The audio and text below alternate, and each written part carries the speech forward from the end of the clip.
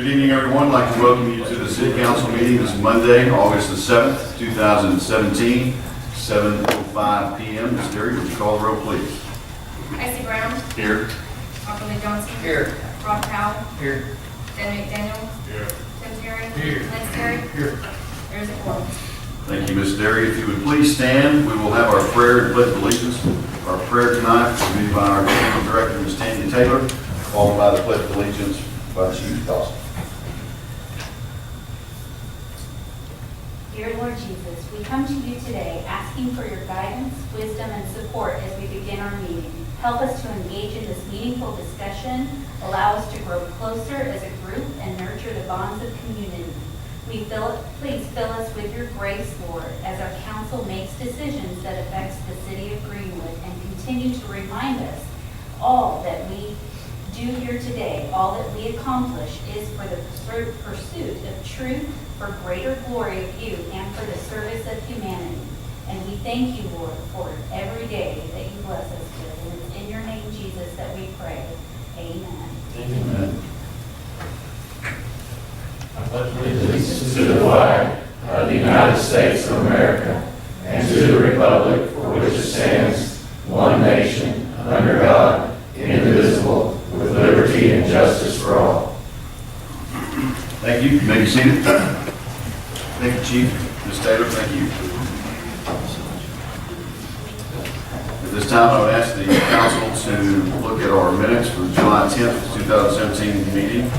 Ask for acceptance of those minutes.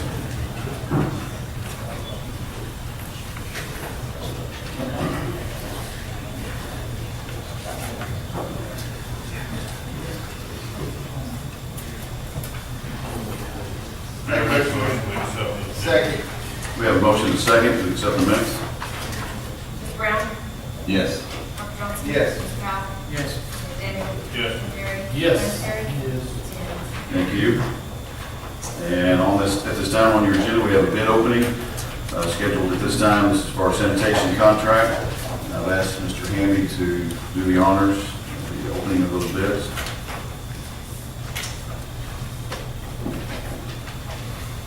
First bid is from Alpha Sanitation.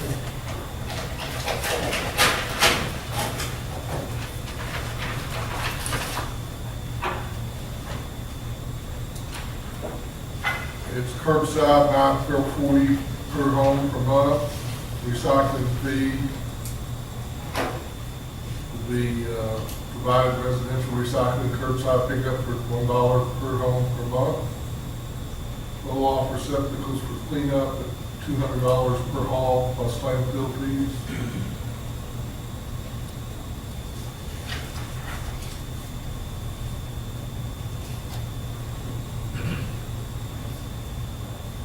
There is a performance bond and insurance present with it. Could you repeat that first amount that you said on that was? $9.40 per home Okay, residential. thank you.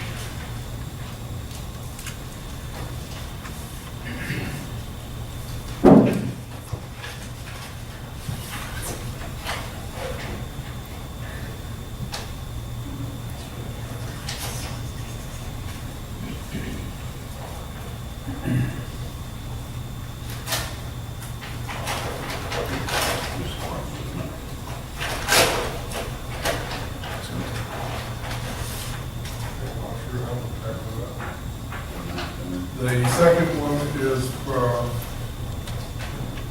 MSG Waste and Refuse LLC.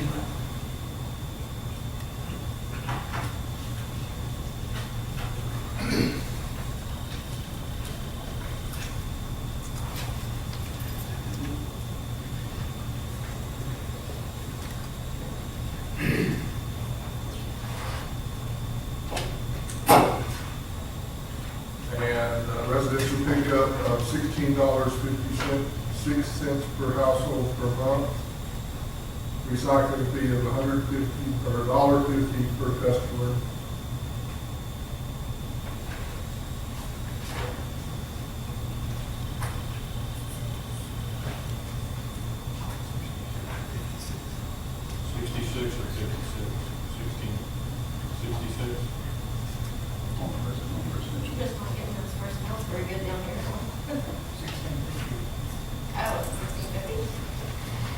$1,456.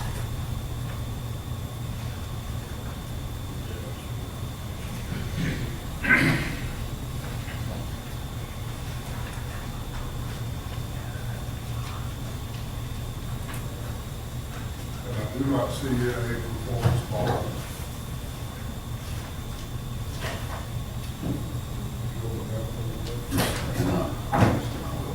Trust me.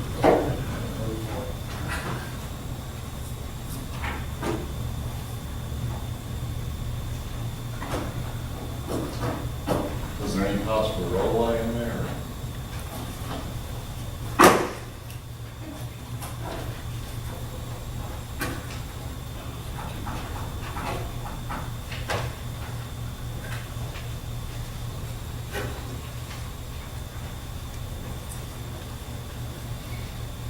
Not that I see, but you take a look at it. Because I want to look at it. The third one is from Inland Waste Solutions, Sarasota, Florida.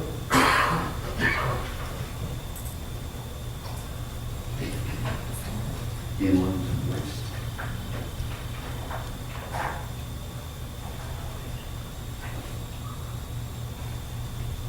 Their residential pickup is $12.20 per household per month.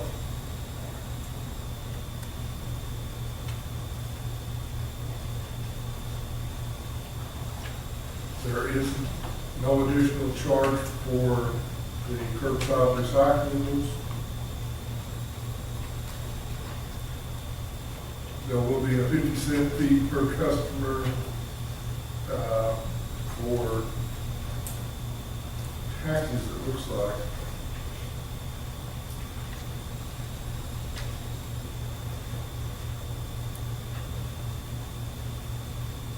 Additional fee of $450 for 20-yard receptacles for the city of Greenwood to use during citywide cleanup. Price includes all disposal limited to 6 tons.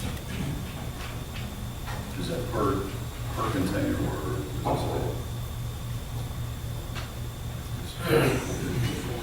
Per 20 yards.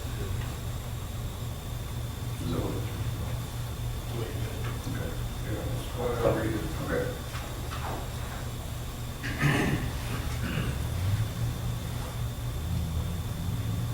And they do have a performance bond.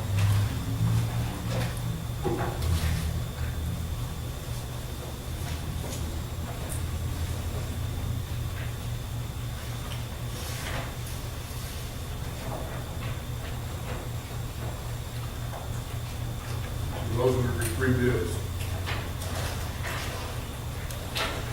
Thank you, sir. What's the council's wish at this time to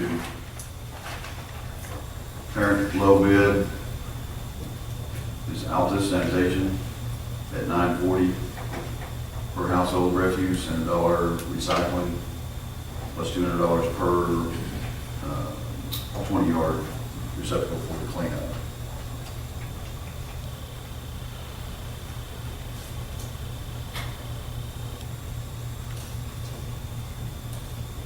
Any thoughts, council? To me, it sounds like they're all kind of a little bit different. It's like, to me, to really have some way to kind of evaluate it more to see exactly which one, because I see here that MSG, you're saying that, you know, for the receptacles, there is no charge. But you said on, I guess, Altus, there was a, did I hear that right, there was a $200 charge? I don't know if that was per receptacle or? Inland had, are you talking about on the 20-yard receptacles? And, well, it says, you know, because that's one of our. Is MSG here? Can you point out what that you did or did price or did not price on those 2 20-yard receptacles? On the 20-yard receptacles, that price is zero.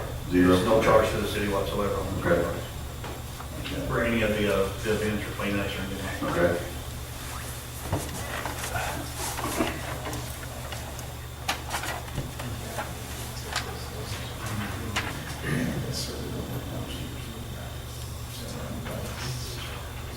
The only problem with the MSG bid is that it does not meet the specs and that it does not contain the bond. So it would be a non-qualifying bid. I went through this with Lavaca about 2 years ago, and we had a similar issue. You want to address, yes? This MSG waste, in that bid package that we received, it did not state that it had to be in the bid package. One had to be provided to the city. You had the cover letter in yours? No, sir, not with me.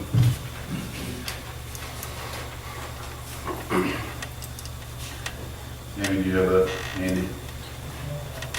There's one in our package, now it's back. You didn't have a cover letter at all in your package? No, we did. No. Cover letter stating, Yeah, with the letterhead? yep.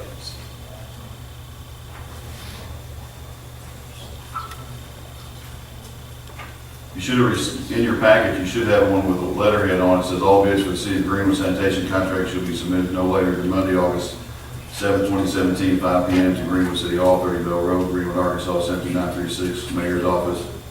All bids should be submitted on company letterhead to include a copy of all proofs of bond and insurance information specified in the contract, along with all applicable rates, services, and referred to on page 8 and Exhibit A of the contract. Bid openings will be held during the regular scheduled Greenwood City Council meeting on August 7, 2017, 7 p.m. City Hall, 30 Bell Road. You have that? Yes, sir, I'm looking at it. Yes, sir. Mayor, Yes, sir. I believe Altus is the apparent lowest bidder, and I'll make a motion that we accept the apparent lowest bidder. And if, when you review all the figures, if that's not the case, then you need to bring it back to us. Okay. Second. Yeah, I just want to add that, I would ask that you review these bids completely. We're making a 2-minute decision, so Absolutely. we would expect. Yeah, and not any, like any other bid opening. Negotiate the agreement that we've already gone through, work our way through. Right. Ron, Okay. could you restate your motion as accept parent low bidder? Was there something else after that? Well, I was saying that Altus Sanitation, it seems to be the apparent lowest bidder.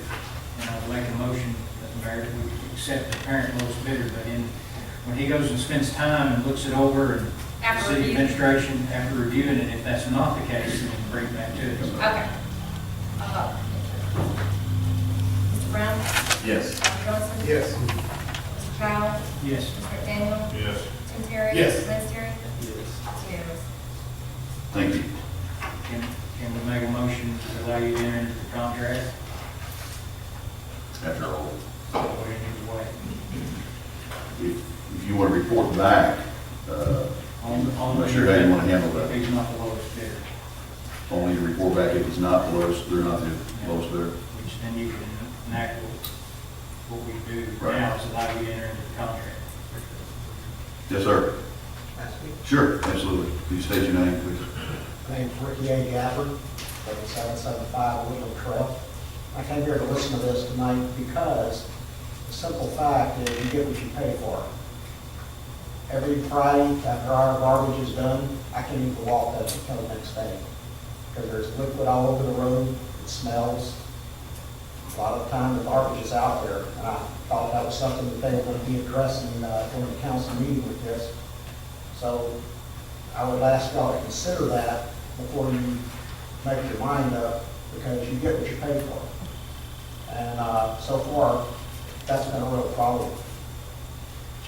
I think Dean has addressed it in our new contract, and other than that, then we're bound by state law to accept the lowest bidder. The only caveat we have is that if the local guy's within 5%, we could accept the local guy. Well, like I said, I don't know who's bidding and who's not. I just wanted to address that fact that this is a constant. So if he And doesn't, everybody complains about it. so if he doesn't live up to the contract here a month after he starts, we can cancel the contract and do it all over again. Okay, and that's part of it, that leaving debris in the road and in the yards.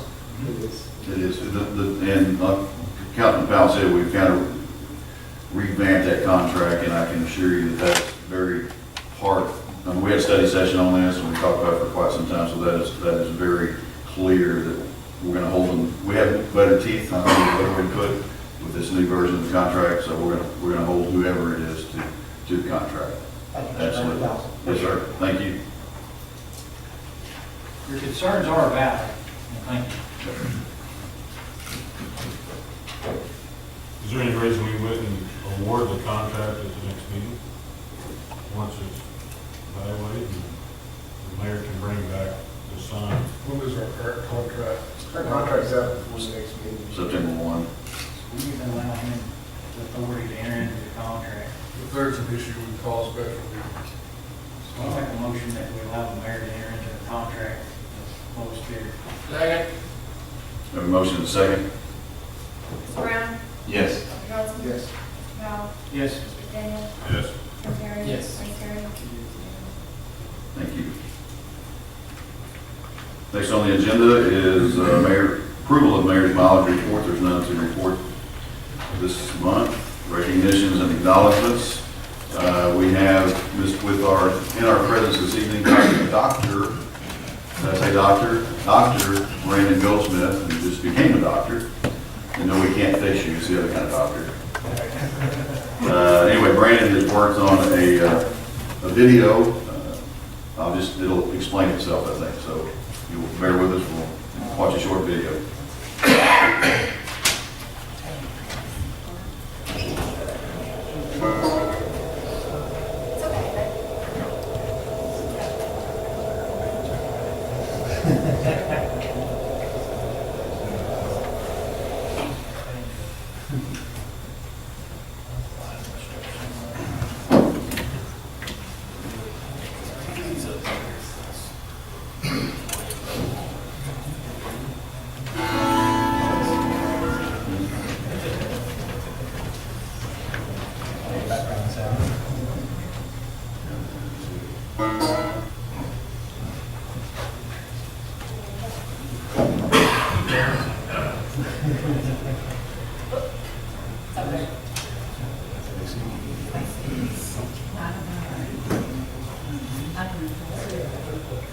It's okay, There you go. Thank you.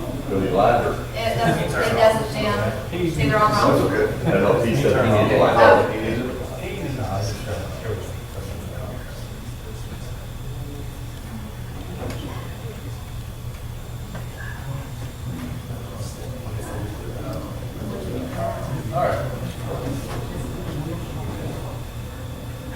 Welcome to Greenwood, a city that feels like home. Raise your family in the #1 safest mid-sized city in Arkansas. Our schools are regularly rated among the top 5 academic programs in the state, preparing students for their future careers and setting them on a path towards college. Greenwood's athletic programs and extracurricular activities perform at championship levels, winning multiple state championships. Greenwood is business friendly. We have an active economic development committee and chamber of commerce who can help you find the best location for your business. Enjoy our family-friendly parks, playgrounds, and easily accessible walking and biking trails. Celebrate the holidays and our city's heritage at one of our many festivals. Make Greenwood your home. Check us out at greenwoodarkansas.com.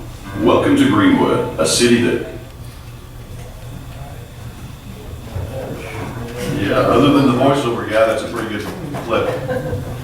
So what you are seeing here, the Economic Development Committee, our job is trying to maintain and kind of bring in businesses. And we talked about making a series of 7 videos.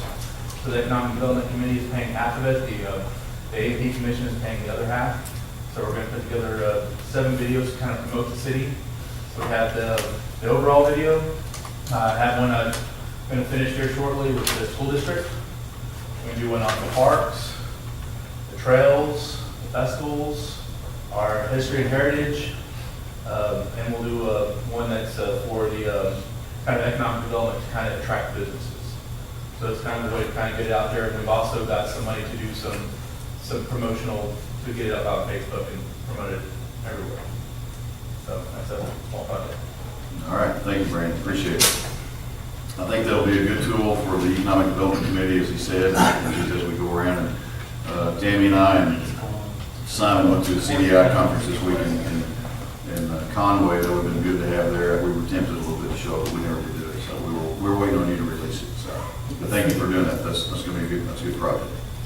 We get right into the committee reports. I don't see Kenny Sunday from the Boys and Girls Club. Oh, there he is. Sorry, Kenny.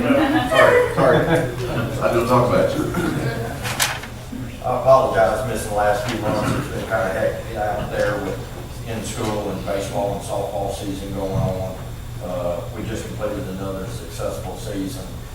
Kids are just flocking out there. I mean, it's just really enjoying our state tournament this year. In 2018, only one of them was a local team. And I say local, Greenwood team. We had 3 from Fort Smith, and everybody else was driving in for the tournament.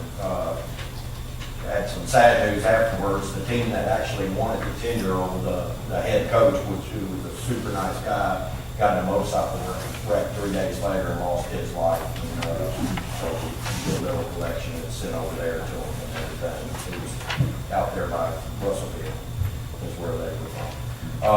But overall, just very successful. I'd like to really thank Chief Dawson.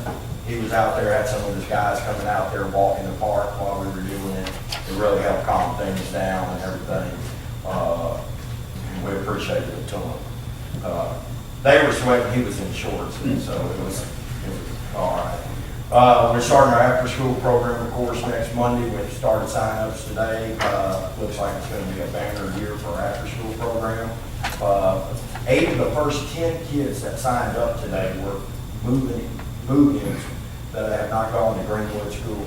I bring that up just saying, talking to their parents, the excitement about them moving into Greenwood, going to Greenwood schools, hearing about what they had to say about our community, like what that film was, they were really excited about coming to Greenwood and putting their kids in a great situation. So y'all have a lot to do with that. Again, we appreciate y'all's support. Without it, I don't know where we would be. So does anybody have any questions? Doug, you want to coach soccer? Absolutely, put me down. I mentioned I was in Conway. We got to at least replicate that at some point, somewhere in somebody's lifetime. They got a phenomenal. We need to buy Yeah, that's awesome. That complex that they get up. And they were one of the first. Conway was probably the first city that sat there and said, we're going to build these complexes and bring everybody. And let me tell you, they made so much money at doing it, they built 2 or 3 more complexes to do it. And they're centrally located. Sure. So, but yeah, you're right. Thank y'all. Thanks, Kenny. Appreciate all you do out there. SRCA, I don't think Lisa's here this evening, but I know you have a written report from her. So if you have any questions or thoughts regarding that, just let us know, or let Tammy know. We'll send those on to Lisa Moore at the Senior Center.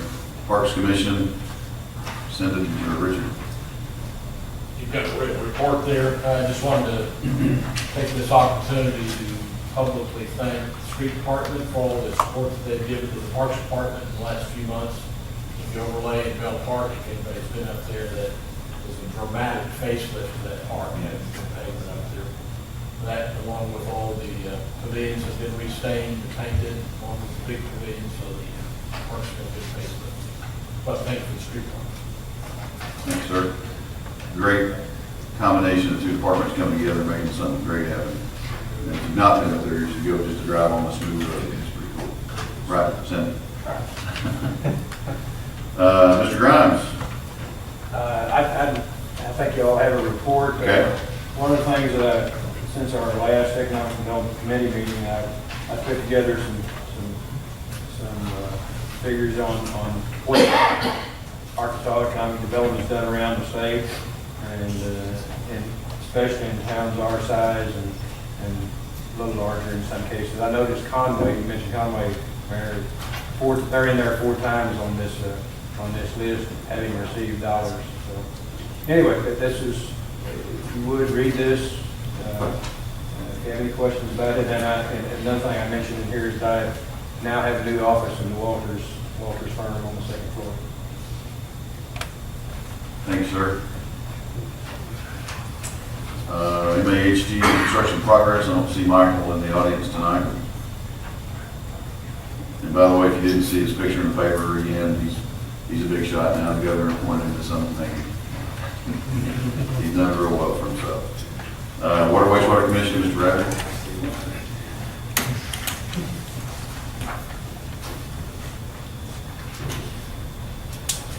Mayor, Council, Mr. Hamby, Mr. Mayor, we did not meet in July, so I didn't provide your report, but I will give you a couple of updates. As it relates to the medium-gallon tank, that tank is operational, up and running. The only thing that we're doing up there is working through a punch list of miscellaneous items, but we're 99.9% complete on that project, just trying to clean out the punch list items. The 200,000 gallon tank, we're a little bit delayed on filling that. They were supposed to have that tank operational on August 11th. We're not sure they're going to make that day because it looks like they have a list of items they have to complete, one on being telemetry, and then we have to get the tank filled, the samples pulled. So I don't think the 11th is going to make that day, but they're not going to be too far behind that, probably a couple of weeks. Contractually, they're supposed to be done by the 11th, but we have to prove damages. We don't really have any damages at this point in time. But, you know, we'll put them on notice. They have been pressured a little bit to try to finish up, and then we're hoping that by the end of the month, August, first week in September, we'll finalize that, and they'll be cleaning up their punch list there as well. So those are the updates on the two tanks. I will give you a financial report at the next meeting to kind of wrap up what we spent against the budget. We're still going to come in under budget on that project by about $200,000 or so. I'm pretty comfortable with that. So, but I'll give you a final update on those numbers. The other thing I wanted to, was there a question about that? Sorry, I thought I heard something. The other thing I wanted to just briefly mention on, I know there's been a lot of discussion, there's been quite a few meetings about the new subdivision possibility called Deer Run that's been coming in up underneath the hilltop and above Maple Ridge. Kim and Greg both are waiting the documentation that we need to look at that subdivision to determine that they met all the requirements related to Hawkins Ware Engineering. Hawkins Ware has our water models. They put all the information through there and it spits out exactly what the requirements are going to be. It's pretty straightforward.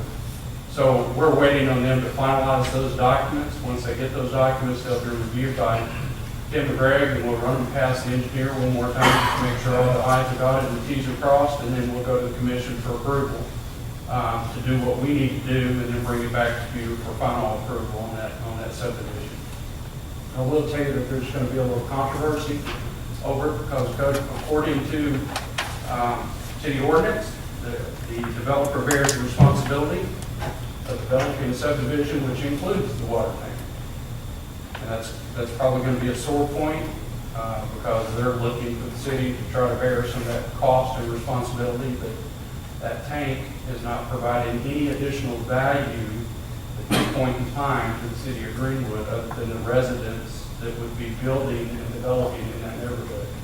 So the council has already paid their bill for that subdivision. You guys paid for a pump station to the tune of close to $400,000, I believe is what the total price was by the time it was said and done. But we paid for that pump station, and you know the previous developer was to develop the tank, and that never did happen. So we've invested our money in that project, and hopefully they'll be able to invest their money in this, and it will work for both parties. But the commission will keep an open mind, and then we'll come back, discuss it with the council, and take recommendations from there.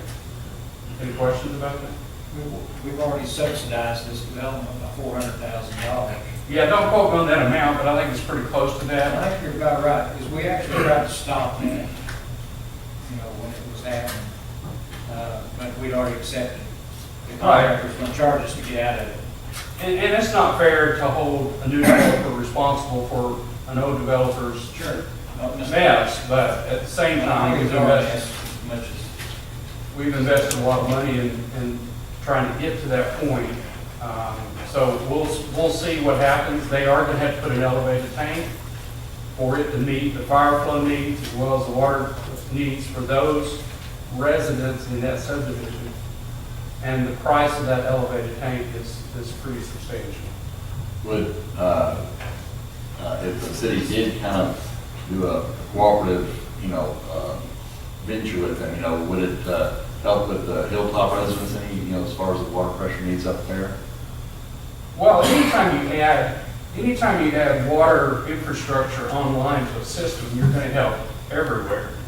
So there's always going to be some residual help that it provides, but the specifications that were put forth were specific to the number of lots and the number of residents that would potentially be on those houses. So, that was what the calculations were based on, is the number of lots that they're actually going to put in that subdivision, and potentially the number of homes that are going to be in there. And when you take that formula and plug it through the water model, it's going to spit out the number of gallons of tank that is required to meet the fire flow needs as well as the domestic water needs. So that is going to be upwards of 150,000 gallons of an elevated tank.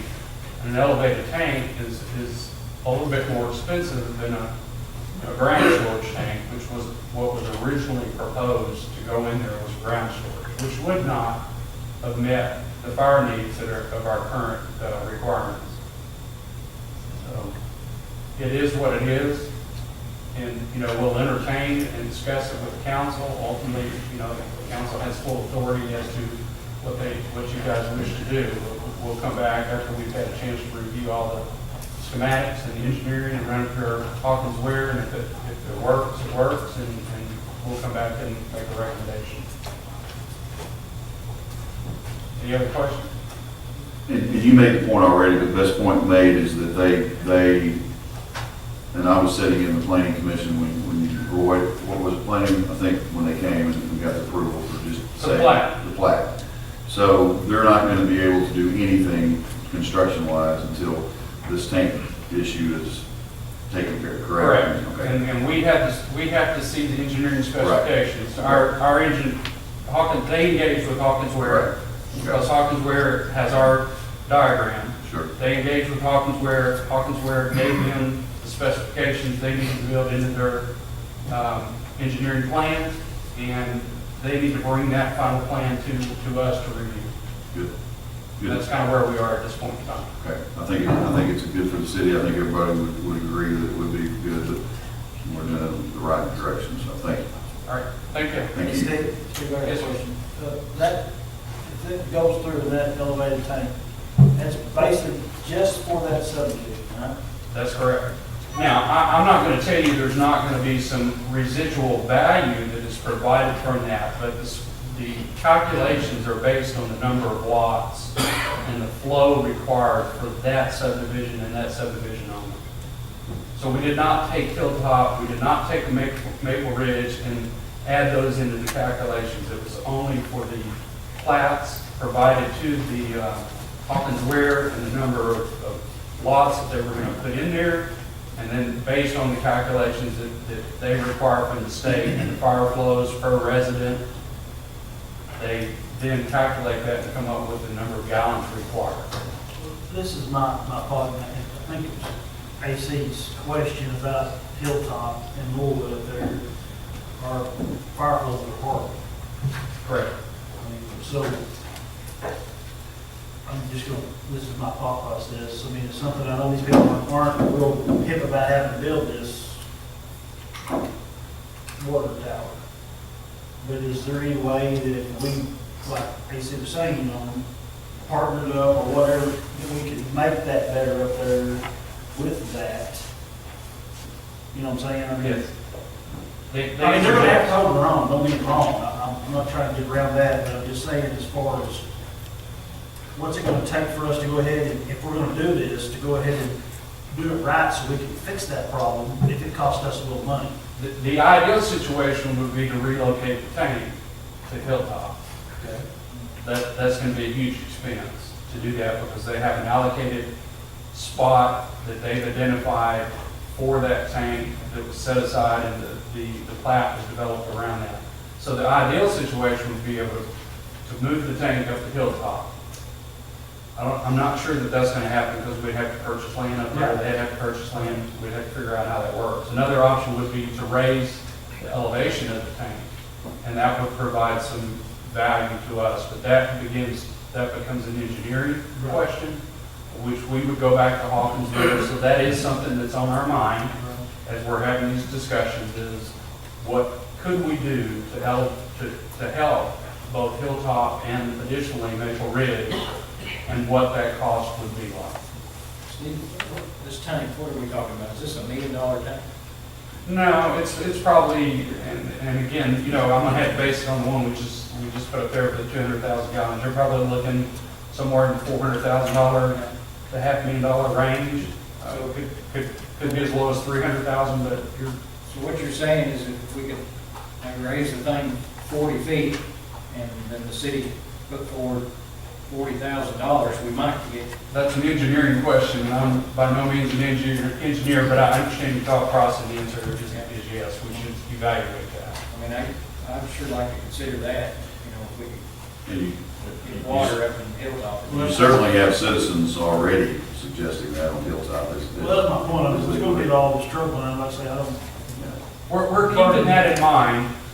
We just haven't received any documentation from them on those proposals yet. So as soon as we get that, we will get Hawkins Weir, look at this and say, what is the value that it provides the city? Is there any value or anything that we can do to modify this that would provide us additional value?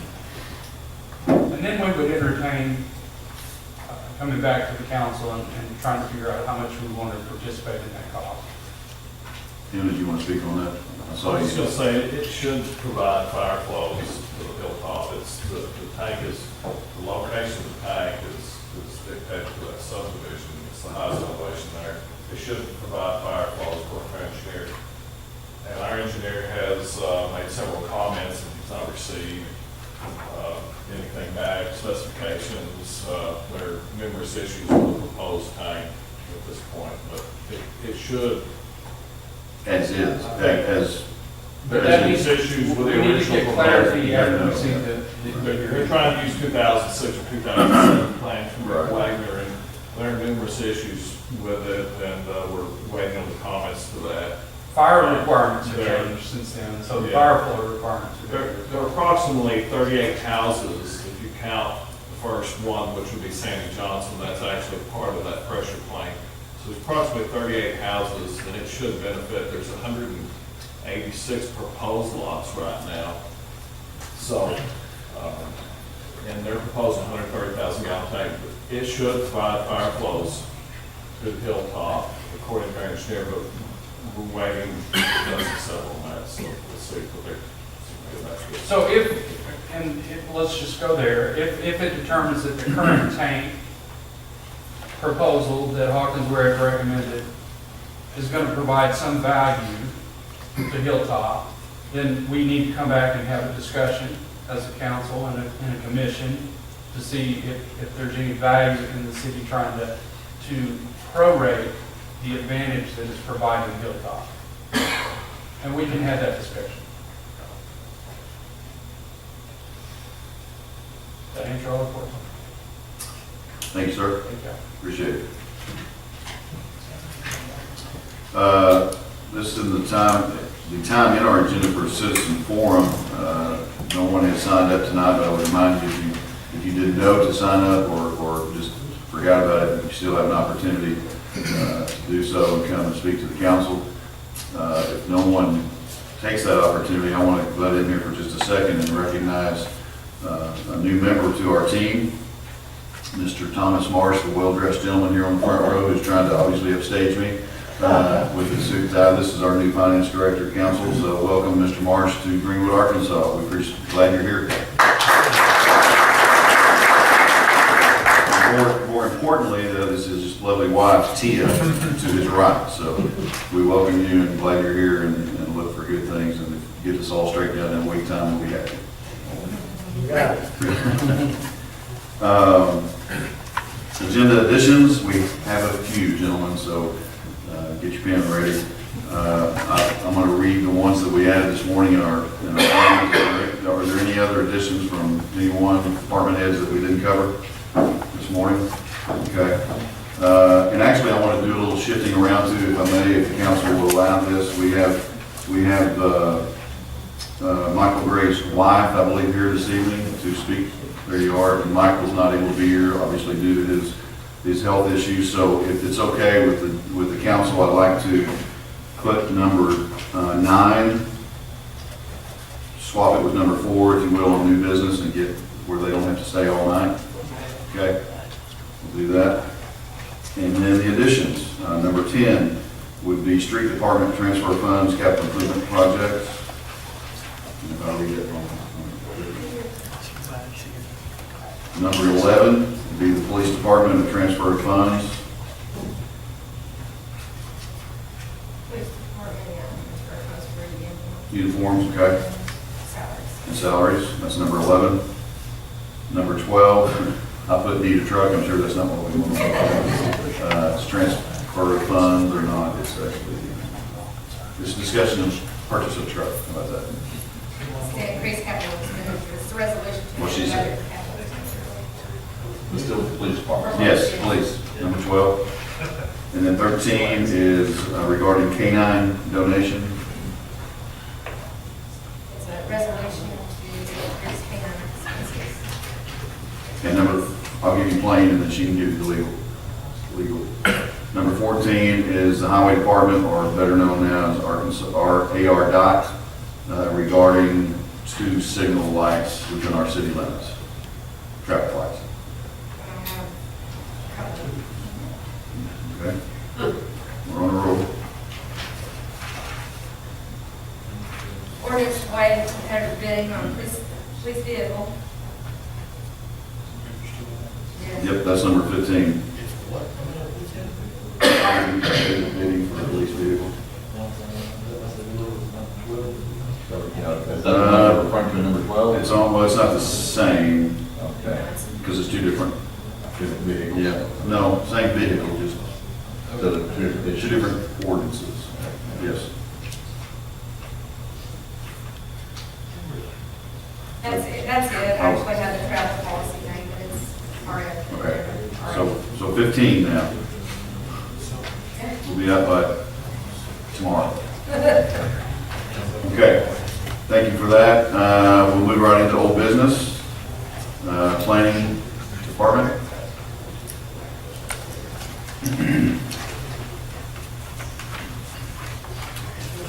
Evening, council. Mr. Jerry, Mayor. First item on the old business is the repealing and replacing of ordinance 1310, the enforcement guidelines. The ordinance that we're trying to take the guidelines out, put ordinance in, there's only a 1-word change, and it's up for second reading. Council would consider it, and I'd like to table it for another 30 days. Motion to table it for 30 days. I don't think there's a big hurry. We've got people like Kate and people like that coming in. It's just, They just meet our current guidelines. And all we're doing is changing the name. Now, I mean, at this point, all we're doing is changing the name. that's just changing 1 word. Why are we tabling it again? Now, I'm waiting on Michael John. He got a couple of things he wanted to see about tweaking. And Well, this is just the second reading, so you got another reading before we get to third, and then we can table it. you know, but then you get in this deal where when you shove everything to that third reading, it kind of seems a little sneaky when you just change everything on the third reading, which is fine with me. If it's fine with y'all, we can go ahead and. Since you're telling us, it's not. Yes, sir. The idea is that they will come back with a bunch of changes that we need to sort around and discuss. Right. That's the reason for the third reading. Well, but if we go ahead and put it on for second reading, and then somebody comes back next time with 27 suggested changes at the time of the third reading. We don't really have time to digest all this. Swallow all All of a sudden, we just passed it.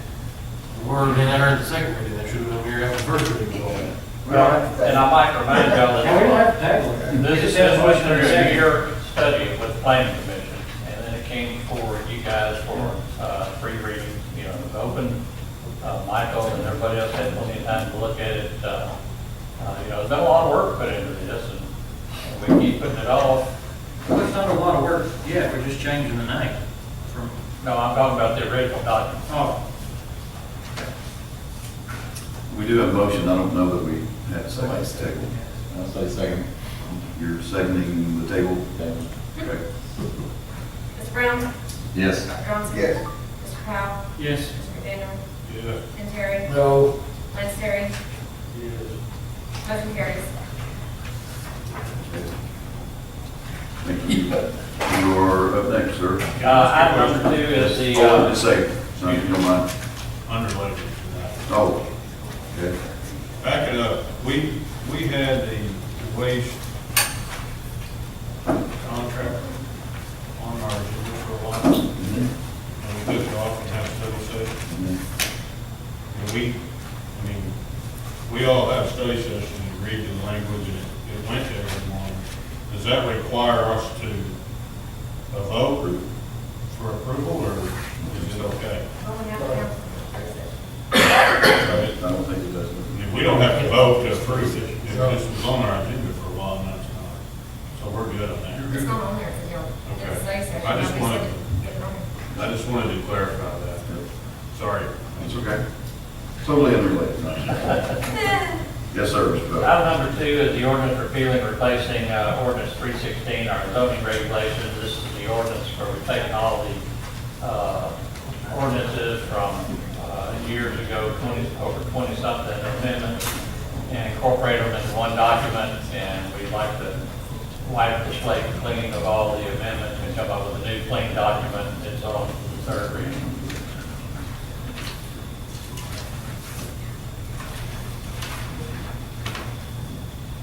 Make a motion, we adopt it for the third reading. Second. The motion is second to adopt, third reading. Okay, but that means I have to read the whole ordinance. That's how. By title. By title. Okay. Good job. Read Who, it. me? Okay, sorry. Mr. Brown? Yes. Dr. Johnson? Yes. Mr. Powell? Yes. Mr. McDaniel? Yes. Tim Terry? Yes. Lance Terry? It's unanimous. An ordinance repealing and replacing zoning ordinance 316, declaring an emergency and for other purposes. Thank you.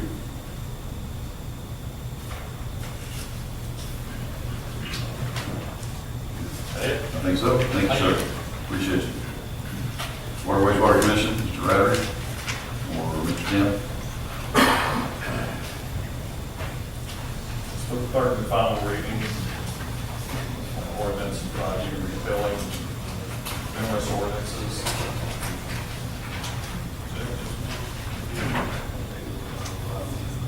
Yeah, we cleaned up a few typos, some of them that's the same. All three ones. I'll make a motion, we pass this ordinance, repealing ordinances. A second. By title only. Thanks. Third reading by title only. Yes, sir. Motion is second. Mr. Brown? Yes. Dr. Johnson? Yes. Mr. Powell? Yes. McDaniel? Yes. Tim Terry? Yes. Lance Terry? Unanimous. Ordinance repealing ordinances 427, 498, 595, 599, 99-12, 00-5, 02-30, 03-23, 09-11, 12-06, and 15-07, declaring emergency and for other purposes. Thank you. Very good, thank you. New business, we moved, so we're going to ask Ms. Gray if she would come up. We have now I'm out of order here, so that's fine.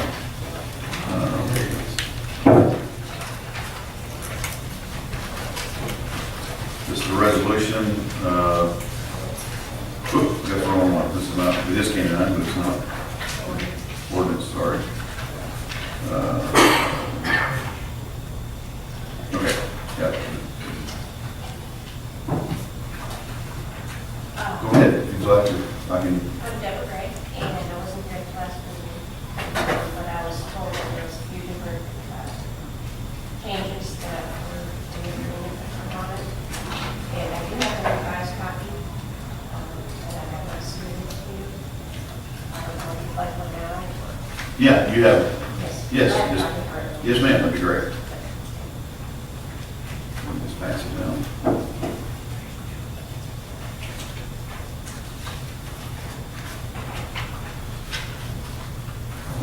How is Michael, by the way? He is doing well. Okay. Maybe better. Good.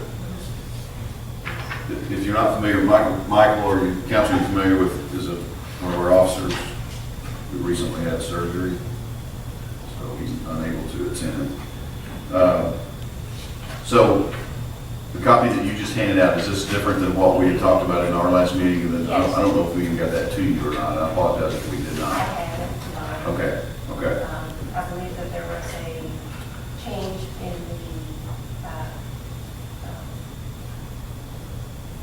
the, Of who could drop animals off, and yes, that's correct. So do you have that copy of ours? I don't have the older copy, no. Okay, This is just the new one that has different terminology. okay. Mayor, Yes, sir. what are we doing right now? Are we considering the ordinance for doing business with Michael Gray, or we? Well, I don't think that's not necessary if we don't agree on the contract. If we agree on the contract, then we'll have to do an ordinance to do business. Yes, sir. So this is the contract, and I may not be on top of this as much as I think I am, which happens a lot with me, is that this contract is there much difference in the terminology or the, okay, because if this is a contract that we went over, and then we decide, or the council decided to take a couple of the who can drop animals off and kind of put it into a smaller, and basically it says accept stray animals from the city appointed animal control officer, which would be Mr. Ricketts, Officer Ricketts, and then accept animals from a city worker with written approval from the mayor's office, chief of police, or the animal control officer. That is the only change I think that we looked at and did from this last one. Does that sound acceptable to you? Okay. We just didn't want somebody to bring it out there and say, I work for the street department, here's the dog. Yeah, we wanted to make sure. They don't even work for the city. And the fees are acceptable, all that, okay. Okay.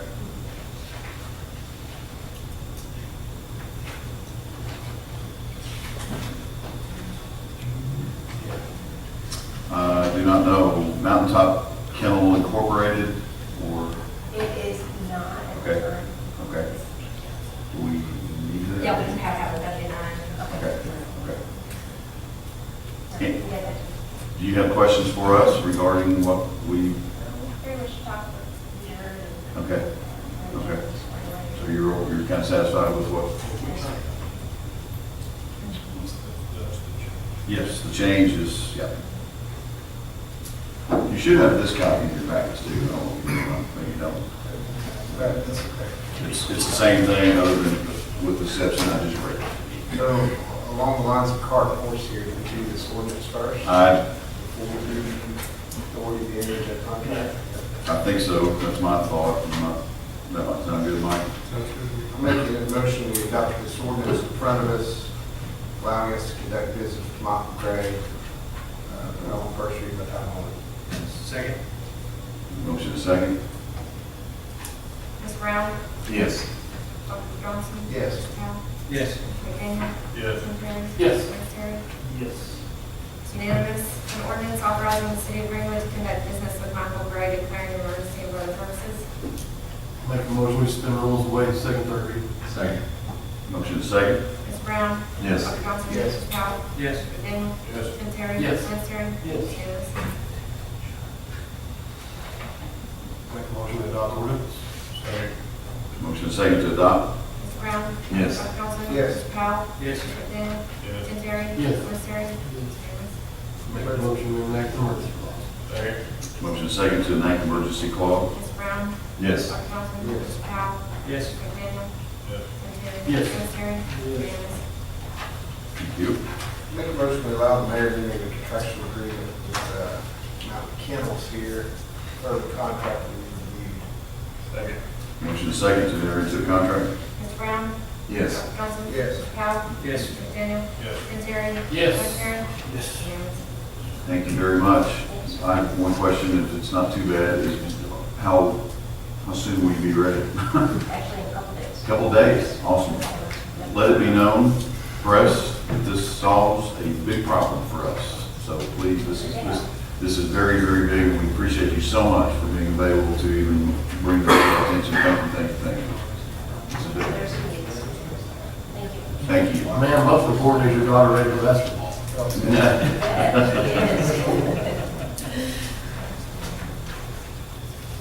Thank you again.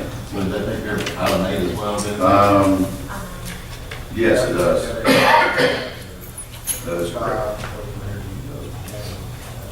I believe your capacity, we talked about it briefly, but it's not, There'll be room for 16 dogs, and room we can probably house about 15 to 20 cats. okay. Weasels. Well, domesticated. Okay, Domesticated, how about that? gotcha. Okay, thank you so much. Okay, I got all excited, that's good. We need to back up, actually go to the amendment to travel expense financial policy 003. My paper shifted around here. And attached to that resolution, you will find what we're suggesting as a change on that. This area working on this. We have, I'll tell you, some of this came from having lunch over at Boo's Diner a year ago, 2 years ago, when we were sitting with many, many officers from all over the state, I think, all over the country.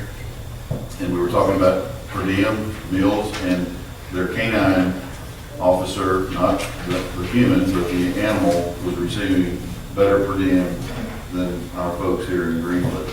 So, and granted, things are different as we go on the road, so we saw a need to raise that per diem to the amounts that I think they're highlighted on your sheet. And then also, we've added some verbiage, exceptions to this requirement. Maybe I'll just read the whole thing. Meal expenses will only be reimbursed and per diem only issued if meals are not provided at the function attended. Exceptions to this requirement may be made on an as-needed basis approved by the mayor.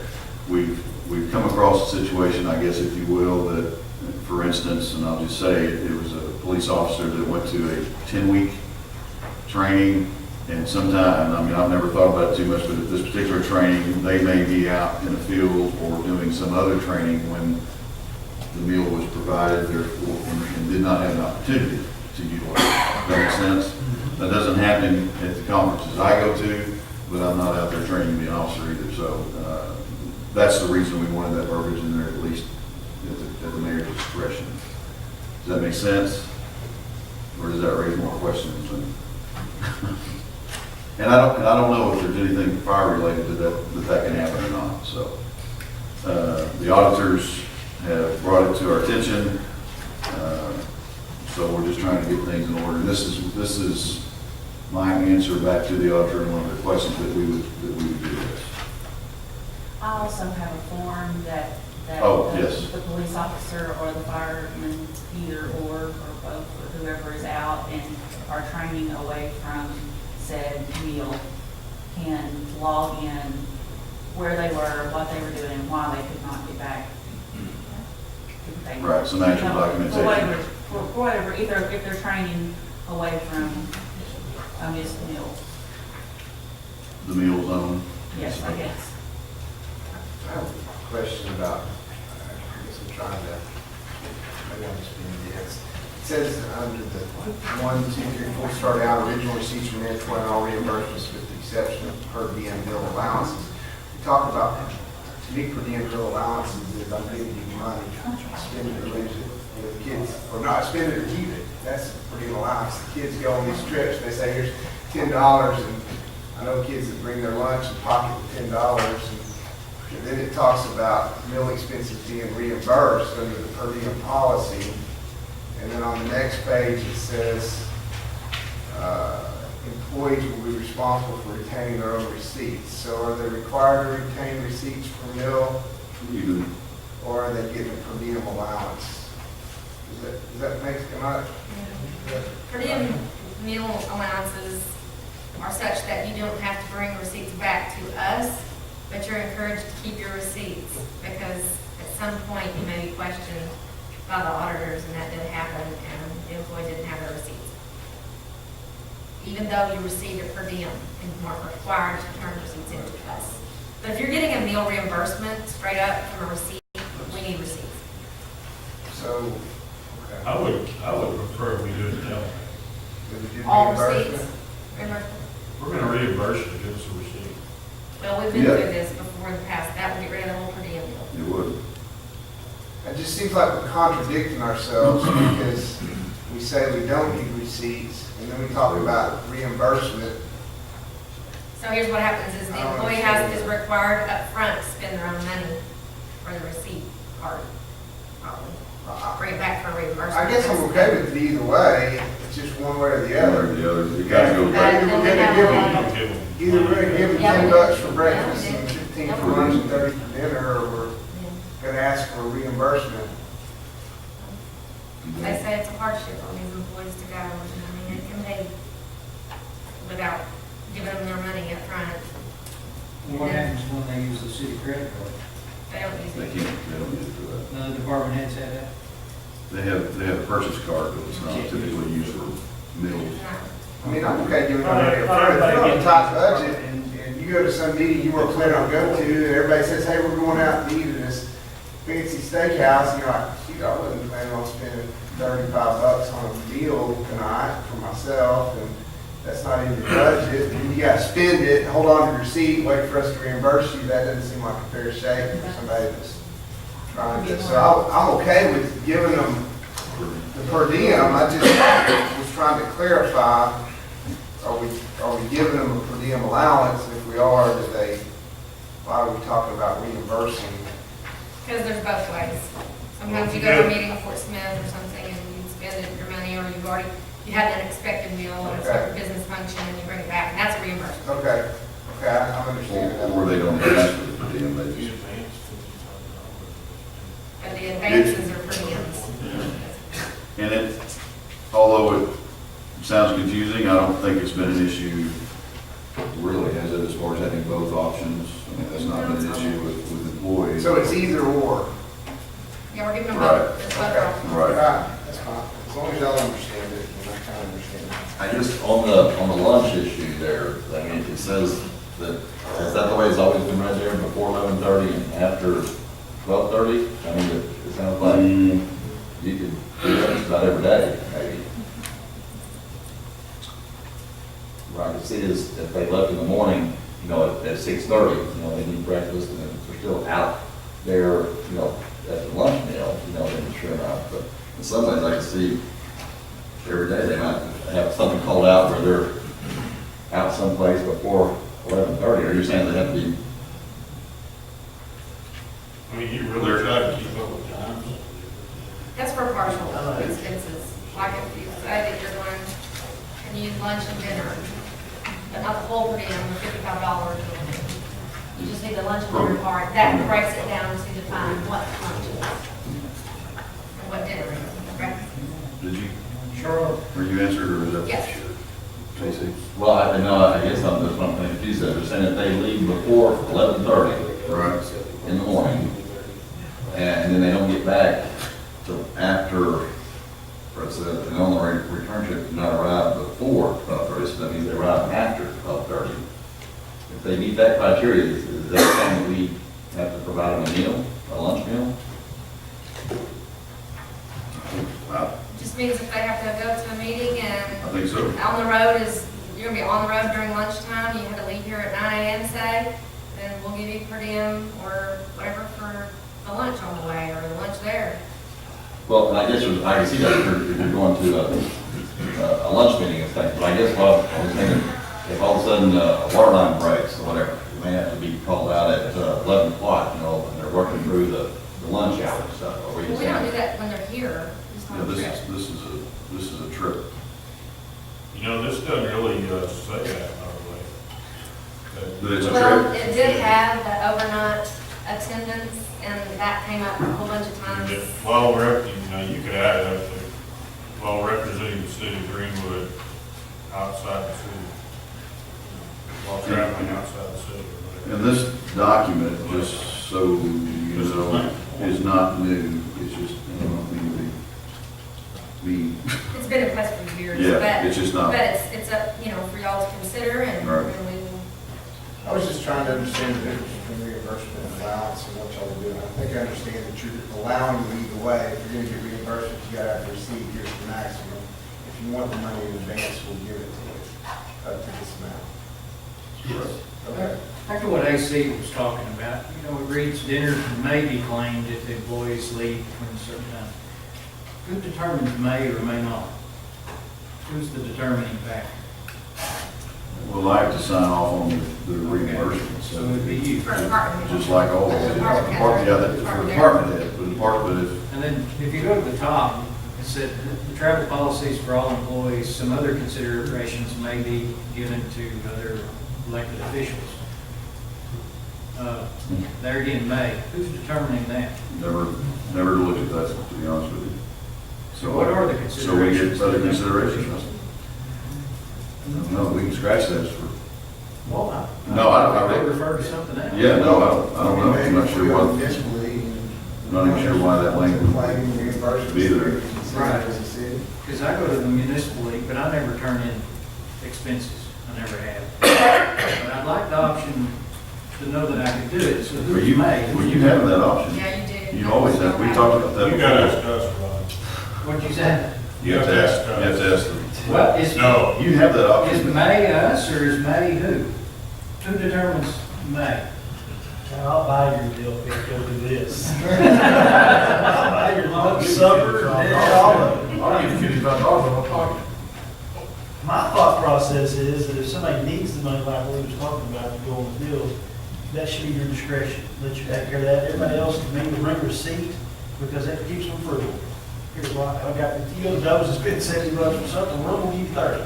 You know, I mean, that's Well, on you. and you're covered down here, it's only paying up to so much. Well, that's what I'm saying, Yeah. but having to bring that receipt keeps you, but the person that needs that money, you want to be able to say, hey, Charlie, Right. come, here's your money for the food, everybody else, if you don't need to bring me a receipt, then we each take care of it. Yeah. The times I don't like, because I never know when I get you lunch. The only change. I Well, I must think- stay I at think- 2 o'clock, so I would never get reimbursed. I think that was put in there however many years ago to protect, I don't know if it really There's no was. argument If you're gonna be about over, what's if you're gonna be breakfast. gone Right. all night, I mean, you know, Right. there's breakfast, lunch, and supper, I mean, that's the American way. Yeah. You get dinner for, you get money for X, for Wait, this, is it X. supper or dinner?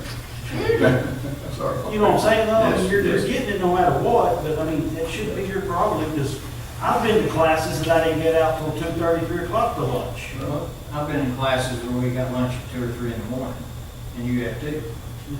If you go to an all-night fire I do not class, want to then go lunch on your might be conference. at 2 or 3 To in the address what morning. Dr. Johnson said, to make it easier, just make it a flat per diem and be done. Not I require, don't have a problem with that, just saying the ones that don't, I like the receipt deal. And I mean, I'm fine with that, it probably saves us, it'd probably be more on the, you know, the department heads that are probably, would That's come just- up not being reimbursed for meals that they buy late in the evenings and stuff. I'm Okay, fine but with not at it. any times, and just leave it to the discretion of the department head and or the mayor to determine whether it was appropriate. The time's gonna be on the receipt, it's gonna be stamped on there. Hey, why were you eating at 2 in the morning? Well, this was why. Well, you Okay, don't get that the makes receipts sense. very often, usually people just get per And if diems. they get per diem, I don't care when they eat. right. And it's breakfast, lunch, and dinner because there are partial situations. So how about this, how about I make a motion, we pass this amendment with the changes and including it, taking out times, breakfast, lunch, and, So get rid of the 1, 2, 3 there. yes. I second it. Just take that whole 1, 2, 3. And so they're saying it applies to just, if like saying conditions arrive in the city where they're not really traveling outside the city, that there are some situations where Let me ask they're this. in the city. On that note, up at the very top, it says policy to account for and control budget and travel expenses while representing the city of Greenwood for city business. Do we say outside the city of Greenwood? Well, I guess that's what I want to say. You're Is it not for gonna cover outside it city here limits, or in if it's, town. if there is occasions You where go out of they. town. I think traditionally it has, I don't think there's anything anymore that specifies unless you want to, but I think traditionally it's been outside the city limits. I don't know that anybody's. That, Why well, don't you say otherwise approved by the mayor, so if they have something that had to do with the city, where they need per diem, and they. I withdraw my second. Well, that's what I said, to give the mayor that flexibility to say, if like, say there was a water main that broke and they were, working, that the mayors could authorize the, the department head to go ahead and, you can provide them meals, based on our per diem, whether they missed their lunch or they missed their supper or whatever, So I might have missed part of the thread. So if the water department has training, regional training in Greenwood, and employees go on Saturday and Sunday, does this still apply? Yeah, I say it still apply there, but I think also will give us some type of leeway that this can apply if there's something inside the city. Right now, That's what inside the it city. applies that way, it can be inside or outside right now. It doesn't really say it. Now it just says, as long as you're representing the city limits. That may be training that has to be in. Going back to the original- Although it does say control the budget of travel expenses, which, Yeah, that's what it kind of says up here. One could argue It's like against our it. travel expenses. yeah, one could I argue. second it. Okay, What do we, what's the I motion? think my motion was to adopt the changes and strike, 1, 2, and 3. yeah. Strike 1, 2, and 3 down there. yeah, So adopt it as is with the exception of changing the dollar amounts and the highlighted portion, and then take out the following specified below. yeah, you actually take out the description too, right? Can we have a motion? I think Rod seconded. Did you- I second it. I'm sorry, and a second. Okay. To adopt this resolution or motion 1, 2, and 3, right, of the policy. With changes under this. Mr. Brown? I'm still kind of confused on, we're talking about travel, we're talking about, if that travel applies for stuff in the city. It's open now. Doesn't. I think it's, It's not talking about city employees on the job, no. It's talking about What's travel. It is not talking about city employees on the job, no. It's not talking about that. No, no, it's travel only, I mean, it's for everyone, if you go to Outside a city. convention in Hot Springs, Okay, Little so Rock, where do we, is there a spot that we do address that? we don't buy meals for the city employees unless somebody donates it or wants to buy them. Yeah, no, we don't. Well, that's what I'm saying, though, if there, and to me, I think there's something to be addressed for that, if they, like They the have water other department. departments have discretionary money in their budget for miscellaneous expenses. Employees are getting a paycheck. But we're addressing it here. I mean, if they get called in on Saturday for training, then they get reimbursed by the meal. Yeah. We're not gonna pay them to drive the law. Okay, well, this is what I'm saying, okay, then that sounds something, okay. Dr. Johnson? Yes. Mr. Powell? Yes. Dr. McDaniel? Yes. Mr. Terry? Yes. Mr. Terry? Yes. Unanimous. Thank you. Number 5, I'm not sure what number it is anymore, but the auction list, this is what was asked we talked about this last month, about getting an auction list for approval. You didn't? I didn't get not because We don't have one. I think I had one. Neither? I don't think anybody has. Neither one? Does anybody have one? I didn't know. Can we Send them to me. I just did not. Change your mind? You want me to go for him? Yeah, because I think the mayor has one. Has a copy of that. How about we move on to the next We one? can do that while she's providing copies. Resolution to increase transfer to street fund from general fund. You want, Can we explain it? yeah, if you would, please. In the budget, 2017 budget, there is the payment of $10,000 from the general fund paying back to street. And it has been that for some time, because general fund owed street fund $60,000 from the 2004 lawsuit, and to be paid no later than 2018. Last year's payment was missed of $10,000 in the budget, it was not transferred. So if we just do $10,000 for next year and the $10,000 from last year, $20,000 will satisfy the entire rest of it, and we'll be done with that. And so this resolution just authorizes $10,000 was missed last year. Being made with this year. Make a motion, we adopt the resolution. Second. A motion and second to adopt the resolution. Mr. Brown? Yes. Dr. Johnson? Yes. Mr. Powell? Yes. Mr. McDaniel? Tim Terry? Yes. Mr. Terry? And Thank you. Resolution to amend budget for Bronze Eagle Scout statue. I know no one's getting tired of hearing that, but we're getting near to getting this thing paid for before we have it installed.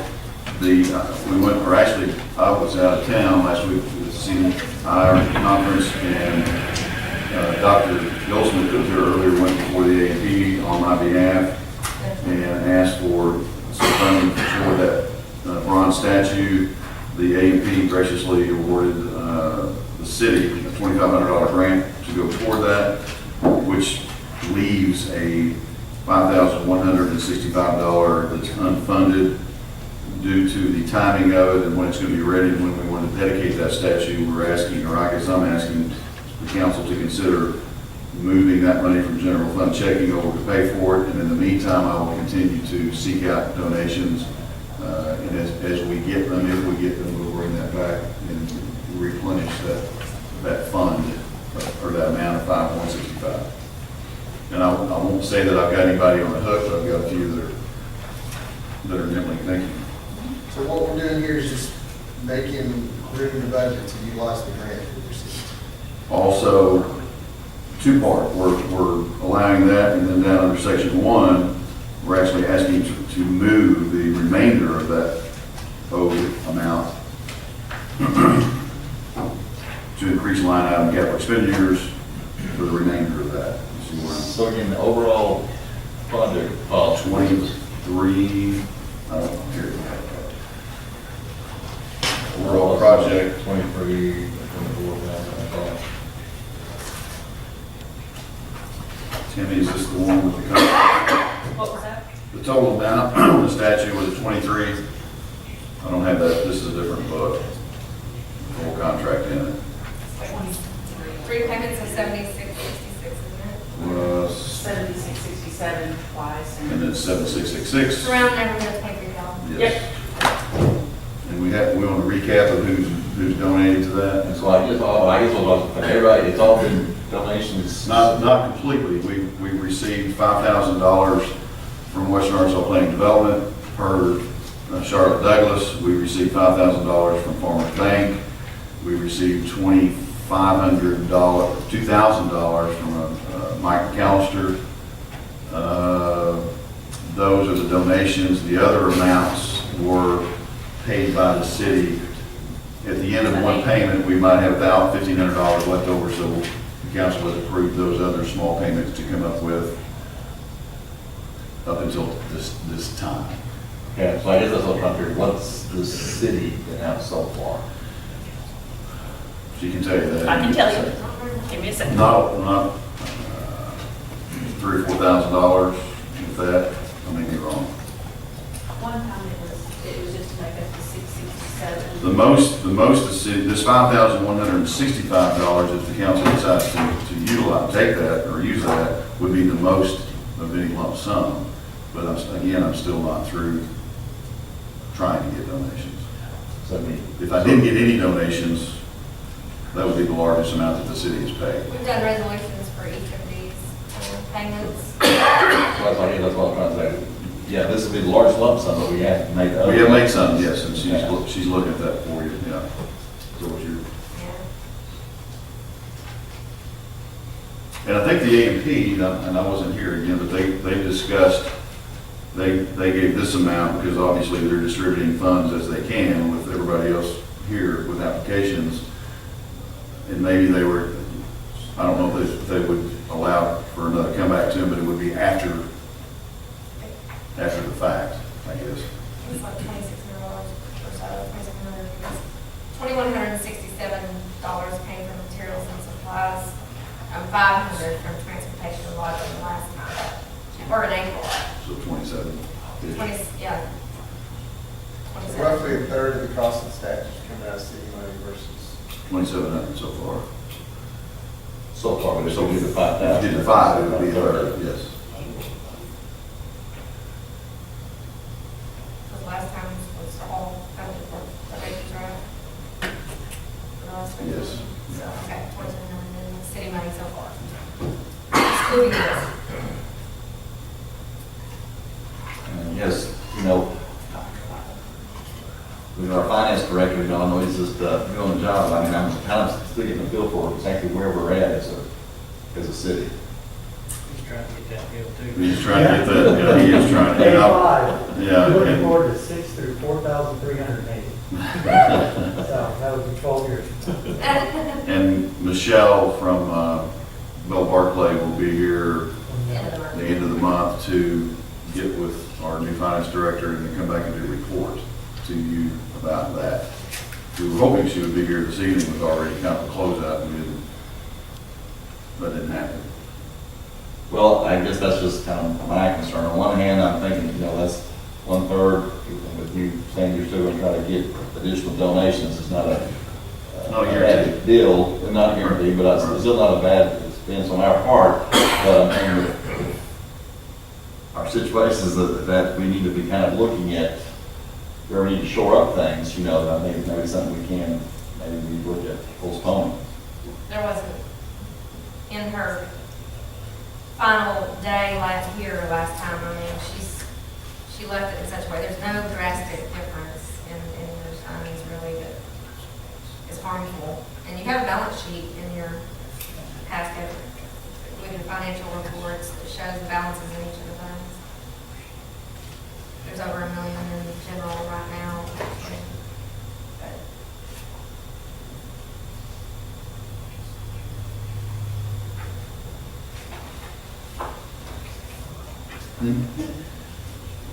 Can't do that.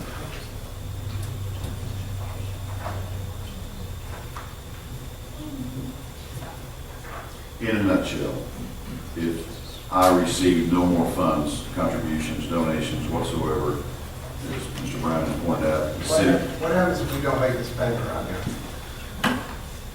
we default on the contract. If you don't make it by August, or what's the date?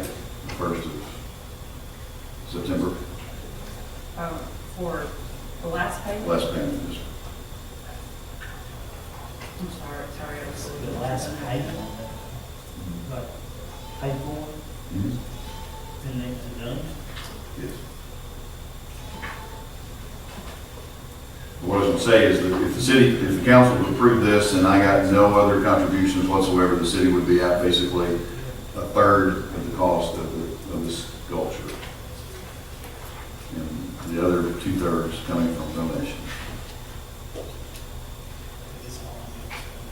I make a motion to adopt the resolution. Second. We have a motion and a second to adopt. Ms. Brown? In the spirit of not defaulting on an obligation, I say yes. Okay, Dr. Johnson? Yes. Howell? Yes. Mr. McDaniel? Yes. Tim Terry? Yes. Ms. Terry? And the fault of not defaulting, the fault, yes. It's unanimous. Thank you. Enthusiastically. No. But, Not our fault, we default. That's right. Review, we've already covered that. Ordinance for doing business with Michael Gray, we covered that. We moved down to Back to your auction list. auction list, sorry. That's right, back to the auction list.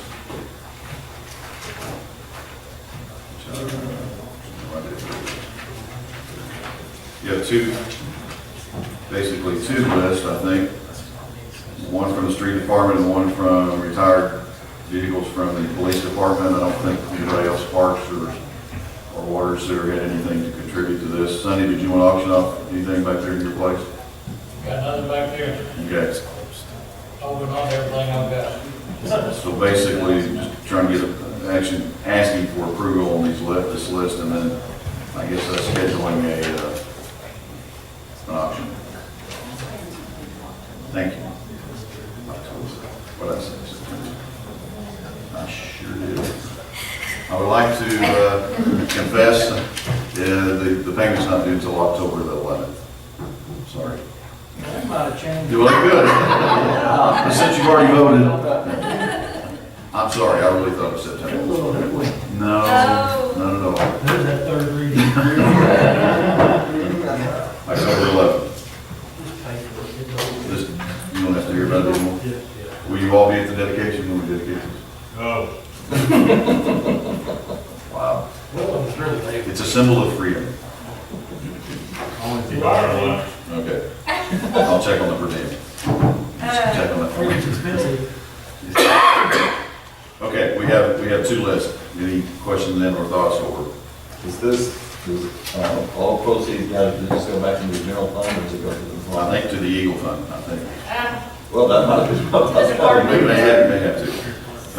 Typically, The street will go to street fund, the police will go to general fund. Street goes to streets, police goes to general fund. When is the auction? we don't know, that we're waiting on your We approval. just need approval of that. Yes, sir. Are there not any late ads? We've asked, this has been a month and working, so I think this should be it. Are the department heads satisfied with the list? Okay with what's on the list? Water and sewer, they don't have anything to put in it?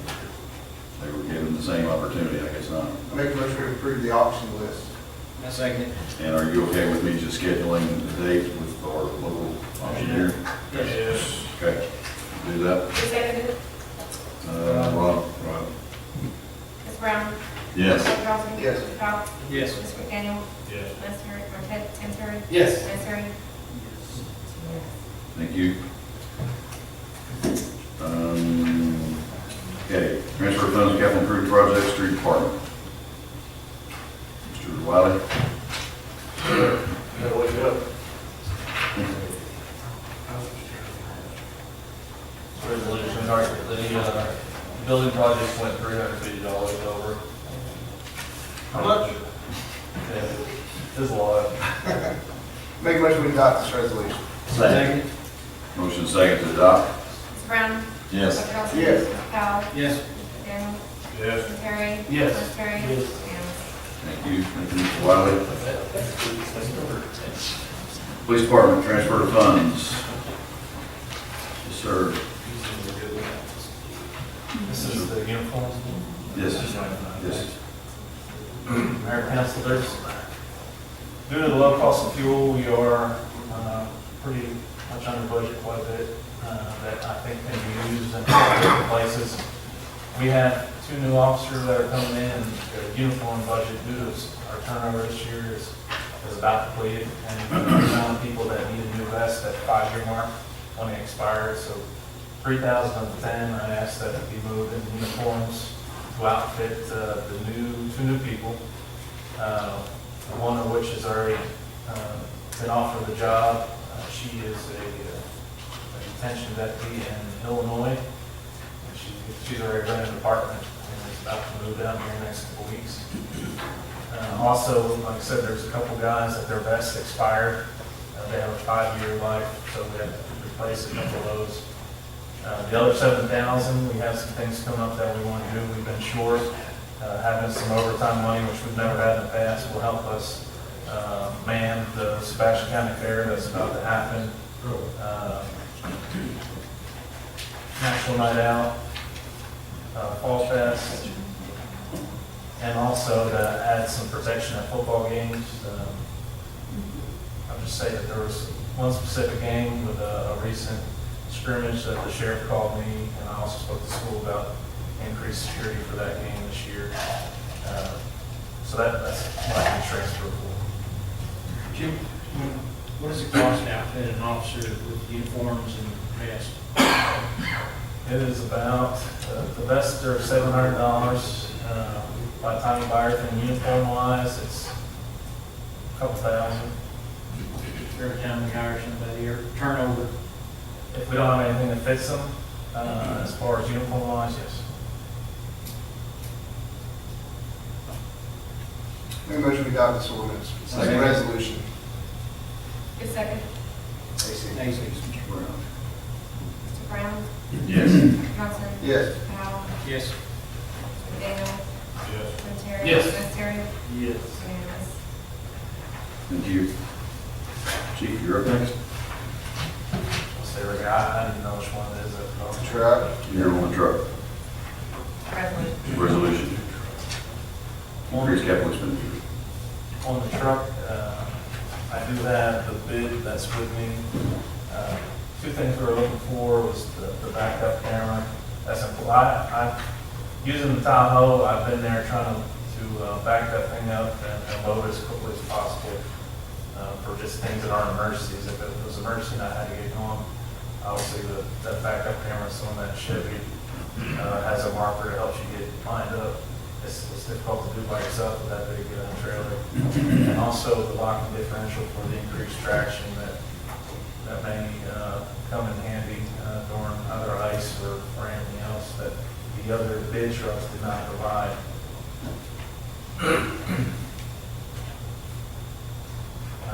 I looked at what the fire department had, and after using it to pull the truck or the trailer, when we went to go get the trailer, it seemed to fit the needs. And I also asked about 3/4 ton, if that would be cheaper, and it was only a $650 difference when I asked about that.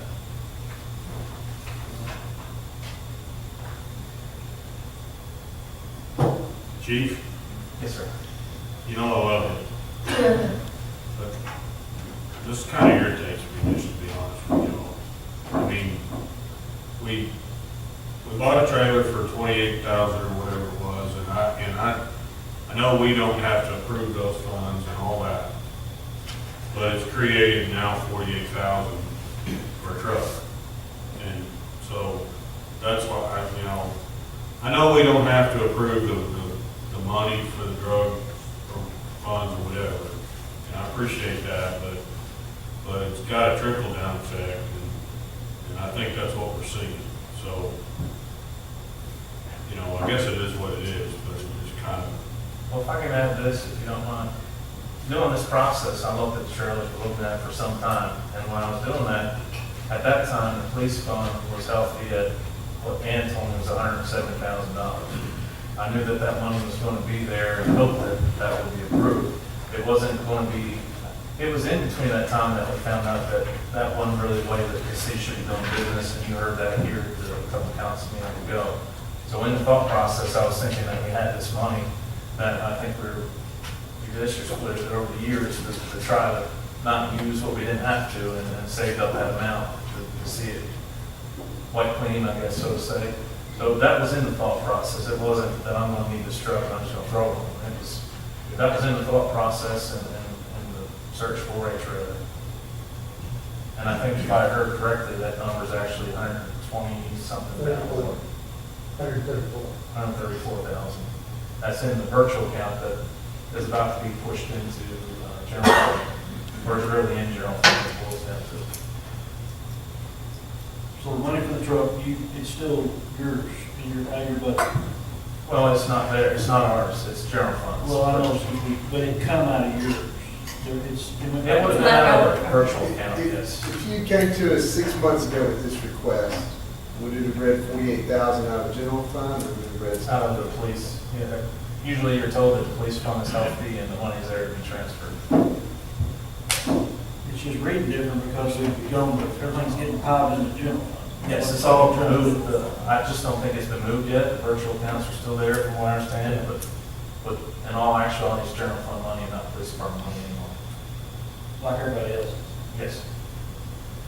Is this truck just solely to move the camp?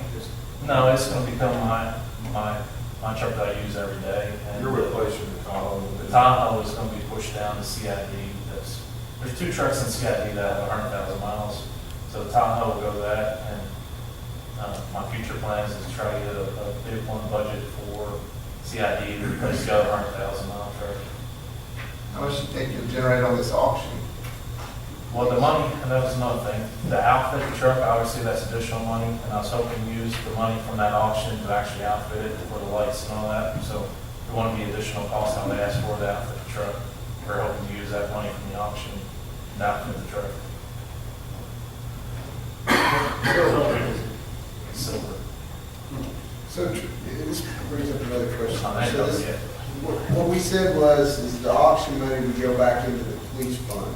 General fund. No, it's the general. Right, but it's going into the general fund. I mean, whatever we auction, but I think what we said was police go to police, streets go to streets. Isn't that what we just said? No, it said streets was going to streets, but we said police went to the general fund.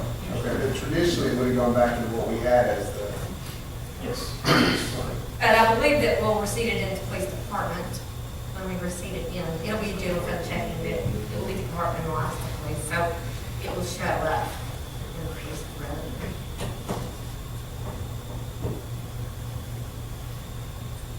What's more spectacular than the one we just bought for the street department's only about 10 grand cheaper. It's the same price. I think if you went back and looked, it's a fire truck, it's about the same price. There was a small increase, he said, from last year, but, Street departments were the street departments, Here's one time. Son, what's your truck? my truck's a 3/4 ton diesel for, crew cab. Both of the lanes are about 38 grand. how much? 38. I talked to Eric today, and of course he could probably explain it. I don't think I can explain it, but the difference between the street department's truck and the fire department and this truck would be, he said it was, in my terms, built for that type of use, and this is built for our type of use. And I wish I could explain it further, and I wish he was here right now. Is it diesel? Yours is not diesel. It's diesel. Is it? It's diesel. It says Duramax V8 fuel, which doesn't make sense, right? Diesel. Oh, really? It should say diesel.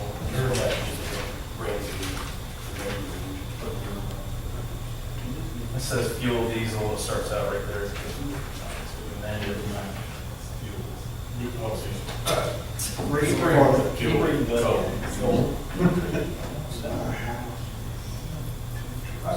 I don't know what the problem is, because like I say, Doc said 6 months ago, it was red, it's coming out of the police fund, so, I mean, we usually don't ever have a problem with that, so. So that virtual account says has 134 in it, right?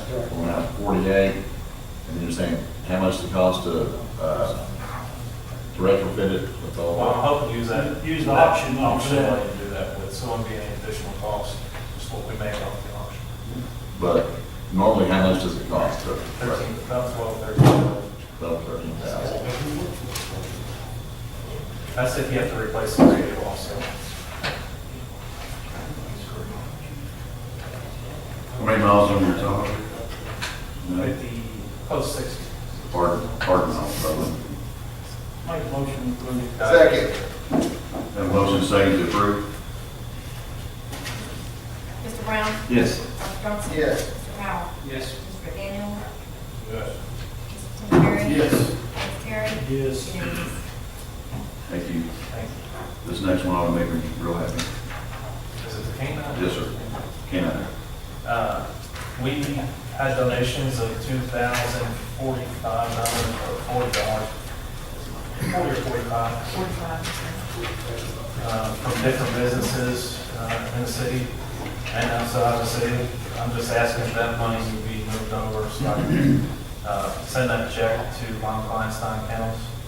And the total price is $10,500. The reason why I'm asking for that $2,045 right now is because Andrea Rockefeller called me while I was on a boat trip and said that she'd like to help us out to pay for whatever we didn't raise. At that time, it was $9,000.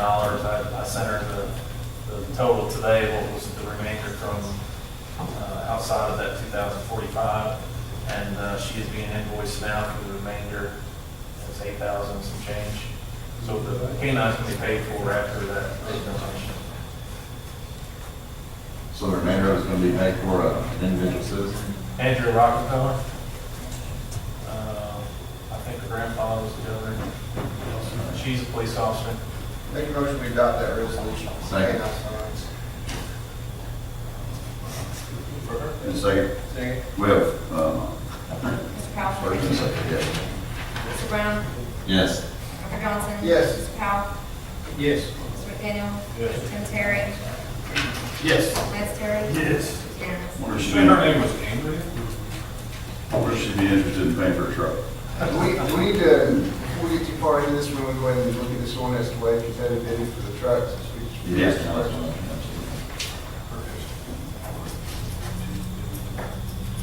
I can get a chance to look at that, and okay, waive competitive bidding for the truck deal.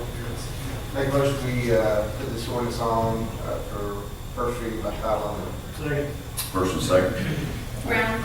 Yes. Dr. Johnson? Yes. Mr. Powell? Yes. Mr. McDaniel? Yes. Mr. Terry? Yes. Ms. Terry? Yes. Unanimous. Ordinance waiving competitive bidding, purchase of a police vehicle, declaring an emergency for purposes. Make a motion that we waive the second, third reading? Second. Motion second. Mr. Brown? Yes. Mr. Johnson? Yes. Mr. Powell? Yes. Mr. McDaniel? Mr. Yes. Vice Terry? Yes. Unanimous. Motion to adopt the ordinance. Second. Motion second to adopt. Mr. Brown? Yes. Mr. Johnson? Yes. Mr. Powell? Yes. Mr. McDaniel? Yes. Mr. Terry? Yes. Vice Terry? Yes. Make motion to enact emergency clause? Second. Motion second to enact emergency clause. Mr. Brown? Yes. Mr. Johnson? Yes. Mr. Powell? Yes. Mr. McDaniel? Yes. Mr. Terry? Yes. Vice Terry? Yes. Unanimous. Thank you. Thank you. Thank you, Chief. I believe we are on 14 or whatever number it is. Highway Department, this is, Tammy has left for a few minutes to make some copies. I meant to do that earlier. So there she is. I'm going to read the cover letter to this to you, and then she will distribute some information. This is, dear Mayor Kinslow, reference is made to the request to install traffic signals at the intersections of Highway 71, Highway 10 Spur, and Highway 71 Liberty Drive in Greenwood. Under the department's intersection improvement program, these intersection projects are eligible for 80% federal aid funding.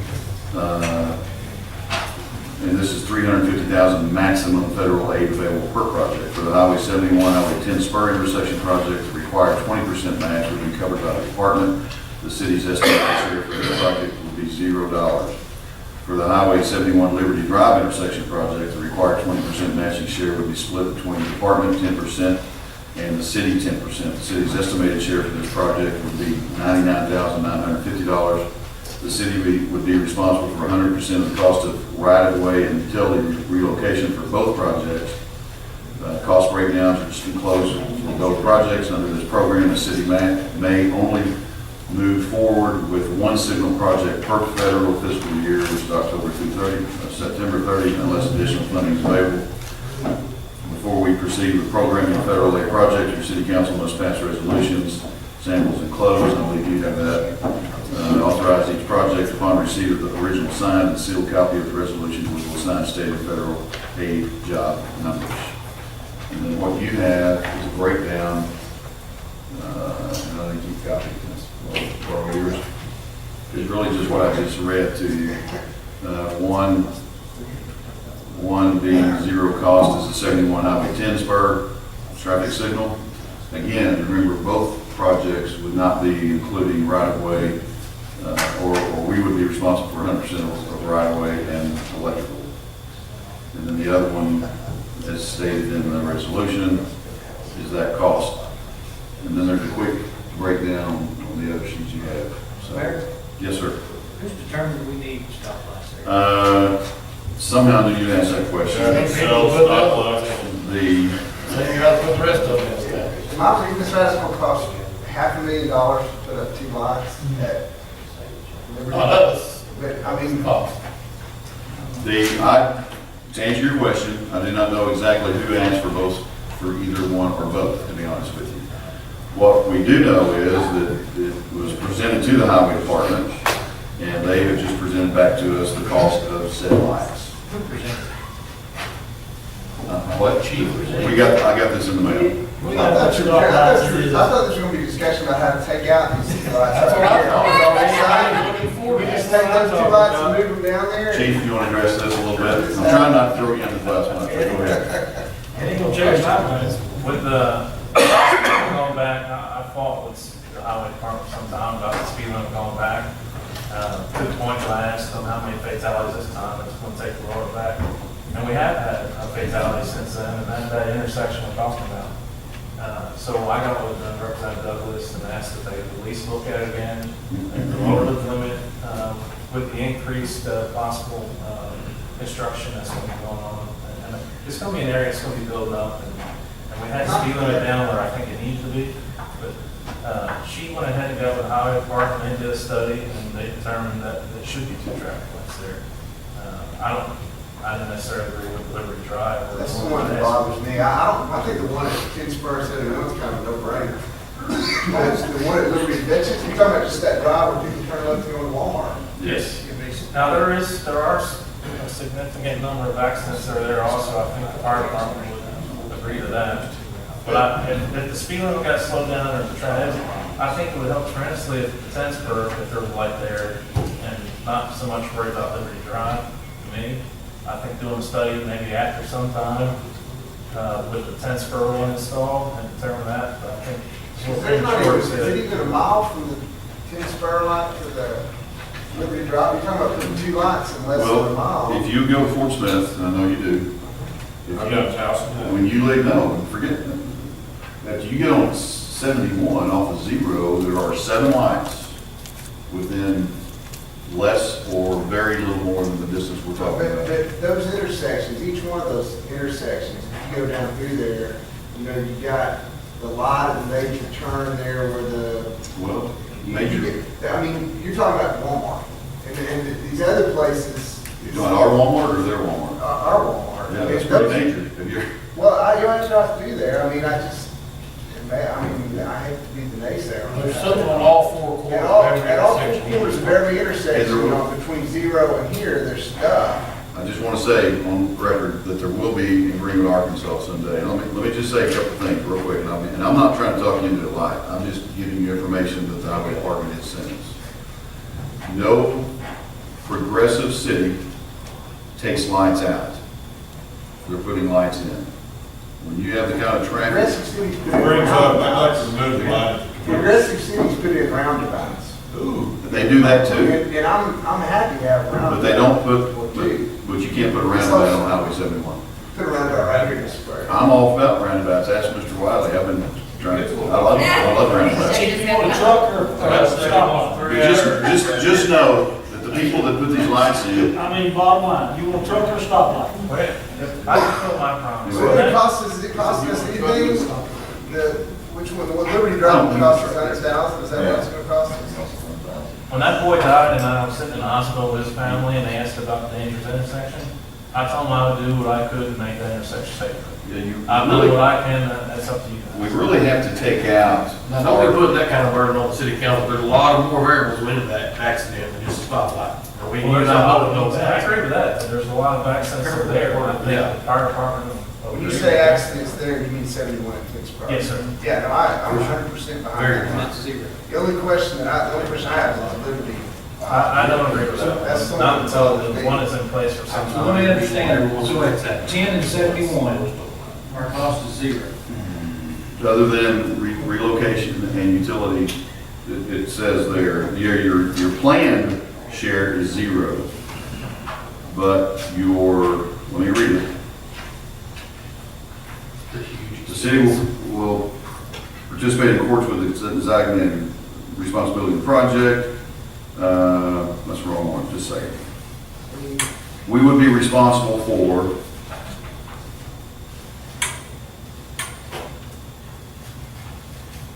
Says right away. and- right away and, correct, there you go. Where do you see that? Right here, the 75,000 is right away. So is that their estimate? I mean, it costs us less than that. These are estimates, these You're are, at Liberty Drive, I'm asking about 10 spur, That's it right here. it's 0. It says right here, the city share for the right of way and the cost of utilities is 100%. for both projects, Looks like a blank check. for both projects. Well, on right of way, they've got 0, so I assume that they own it up. Well, those are an assumption, and I'm just telling you, this is just a letter to say, here's the thought. They've not engineered either one of these yet. If they get out there, and they may have all the right of way they need, but if they don't, they're telling you ahead of time that it could cost you some money. Liberty Drive is the only thing coming into 71. There's nothing on the other side of that. It's not, Right. Well, in there, just as a preliminary. Is that even in the city limits? Yes. Yeah. Mr. Wiley? Both Okay, sides? I didn't really know about this whole light deal until really this morning. But we're gonna have to share the cost, the street department is the one that's gonna have to pay for this. I would recommend that we do the light at Liberty Drive.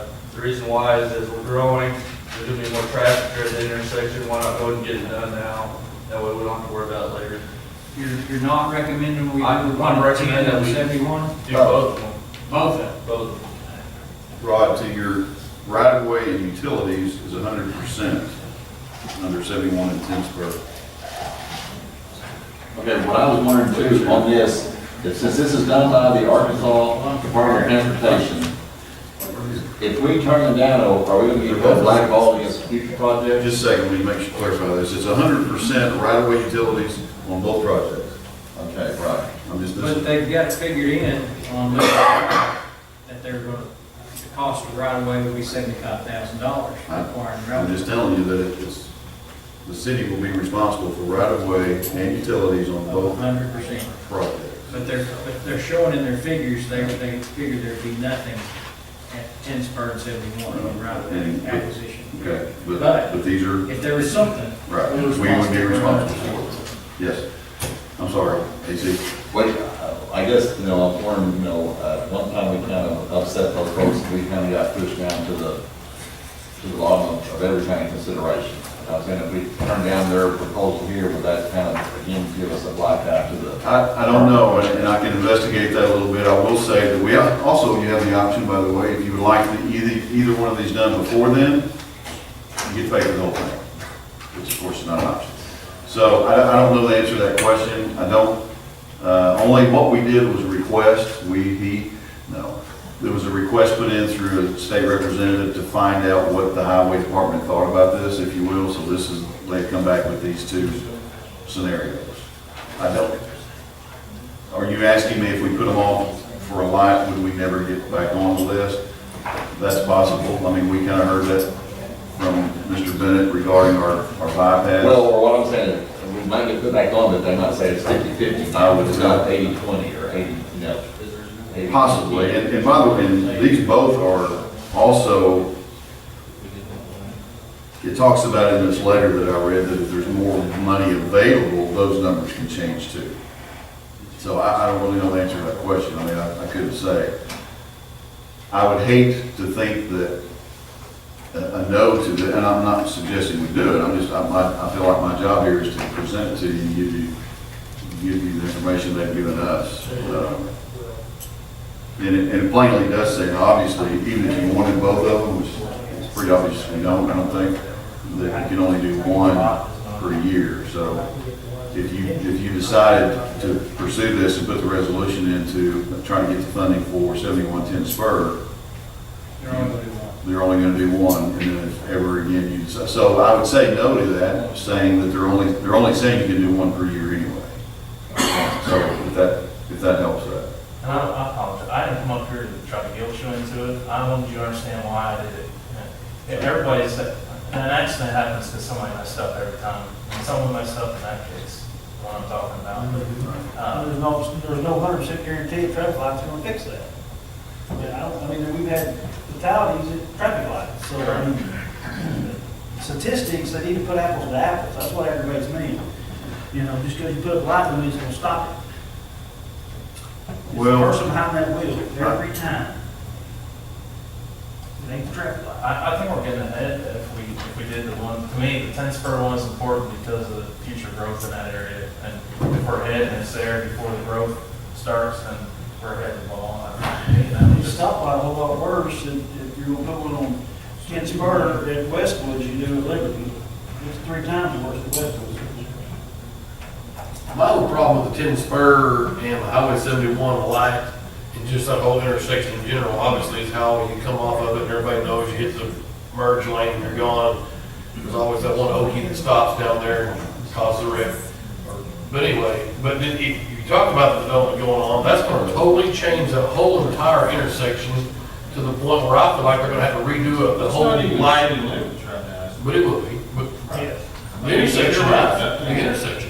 Are you asking if they're going to change that intersection? Yeah, because it's of all that? going to be changed if there's any development. And that came up very specific when we were applying and trying, and Tammy finally got, if you will, a permit. We now have a permit. I think I asked us to the council a few months ago that we have a permit to place a gateway sign in the definite right of way, that high shape. And we discussed that a little bit with, okay, if we're going to spend $20,000, whatever that might cost for a gateway sign. And Chad Adams, who is your, I don't remember his title, sign, but he. District engineer. District engineer said, if we ever were to change that, he said, then you'd be responsible to move that sign. And Now, this is just one guy's opinion, I don't necessarily want to quote him, but I guess I'm going to a little bit, but he said that's not likely to happen. Now, does he know 10 years from now that they might need to change that? I don't know. Well, I mean, if the stoplight goes in, you can no longer just come flying off there and merge on 71. It would have to become some sort of. Well, I think you'll still have a yield onto it, and then the light will be for your turning left. I think, I'm not. Taking the place of the stop sign that's already there. Correct. I think so, that's my understanding. You can do that on 10, at 10 and 71, you can, there's a lot to it. Yeah, you still got the. There actually is a stoplight already there for people coming off 10th Spur. On 10th Spur, yeah, that's true. But There's not- that's not where the accidents occur, it's the ones crossing from the southbound On the other side. And it's the same in, I mean, it's the ones coming like at 1071, it's always someone that ran the light either heading southbound or coming across from 10. I would, That light at 10 Spur would help with the accidents because people would have to stop. and I want to venture to say, and Maybe, I, I guess so. the highway department, they've been in this business for a long time. I cannot imagine that the highway department would even consider a light, just because we asked, let's just say, would you come down there and put us a light on Bell Road, which I think wouldn't be too bad sometimes. But I don't know that the highway department would come forward with a plan or even a cost if they didn't see this as a viable something, you know what I'm saying? I mean, I may be wrong, but, you know, and again, this is not engineered, this is just saying this is what it would cost.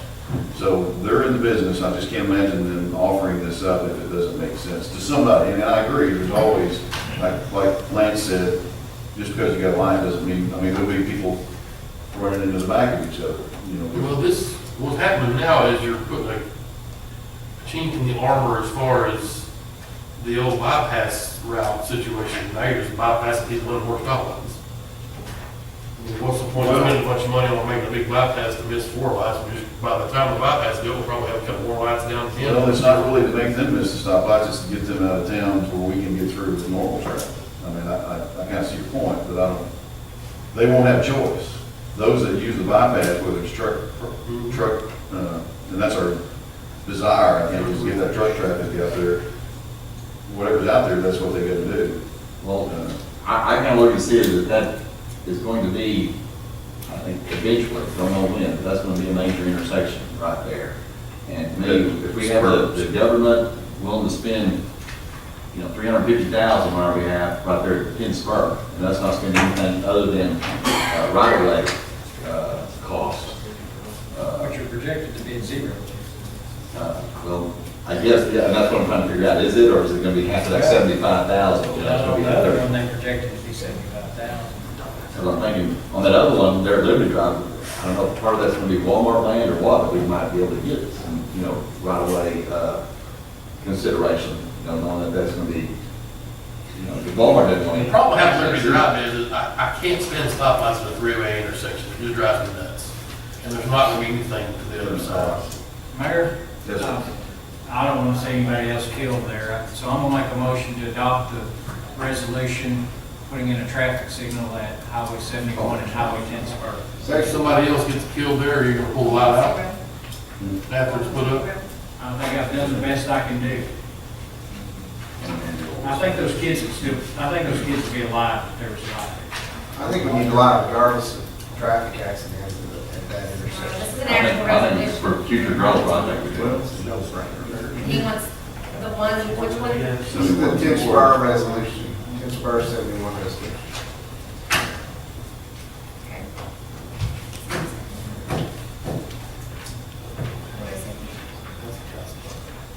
We have a motion. I second it.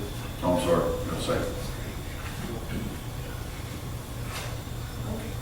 Mr. Brown? Yes. Dr. Johnson? Yes. Mr. Powell? Yes. Mr. McDaniel? No. Tim Terry? No. Lance Terry? No. So far, the motion does not carry. Does the mayor bring it up on the resolution or? Gary? Yes. Motion carries with a vote of the mayor.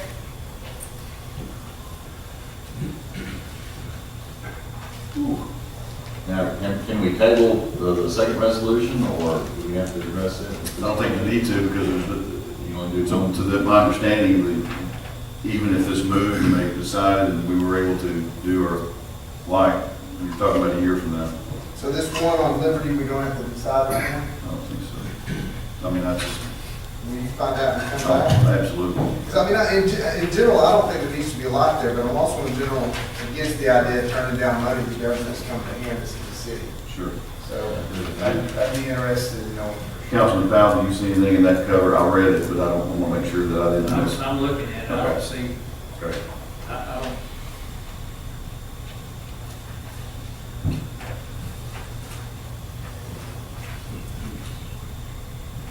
It doesn't.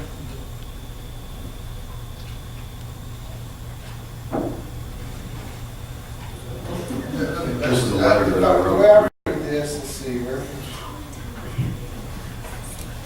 See where we're supposed to. And this program, city may only move forward with one signal lot per federal fiscal year, October 1st through September 30th.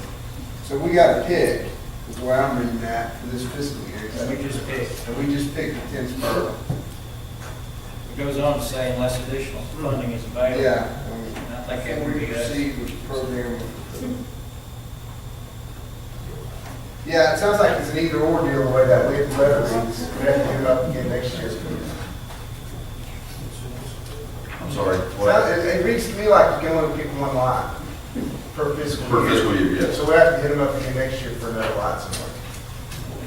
Mayor, I recommend picking Liberty if you're gonna pick one. I'm just gonna pass it down, because I want to, you know, to Tim's point, that gets down the road and they want to do that, I think that it would be prudent for the city to get some sort of language about this development that, you know, almost a guarantee if they can or something. the city pays a bunch of money to fix this light, and then they come and change this intersection because of this development. It gets torn down, and then what, what happens then? You don't wanna spend money doing that, and We can, take it down or something. I can pursue that, and see what we can get from them. We'll command the 10% because the second line is going to have a vote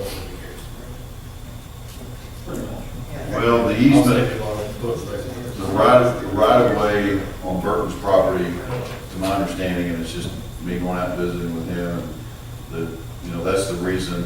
Here's what I thought when that he started developing that. I was hoping that the highway department would go out and raise that up and have that thing all the way a little higher and all that, and that didn't sound I like mean, it. if you came out of that Berkeley It was an property, option. it was like right where the driveway used to be, right? I mean, right there. That's gonna be a lot of traffic, real bad place. I would think somebody's gonna have to re-engineer something about that whole. And I'll pursue that and see what I can find out. They'll have to make, they'll have to make the entryway that going down there where the John 316 signs stuff are on that end of the property. So, And then get away from them. Yeah, you have to just get away from it. It's vertical, just put another lap about 80 yards down the road. I mean, literally.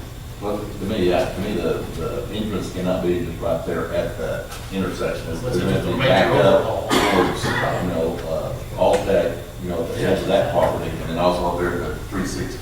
Yeah. In their preliminary plans that they've done, where did they show? Did they show having an entrance right there? At 10? To Berkeley? Yeah. It's in our planning district.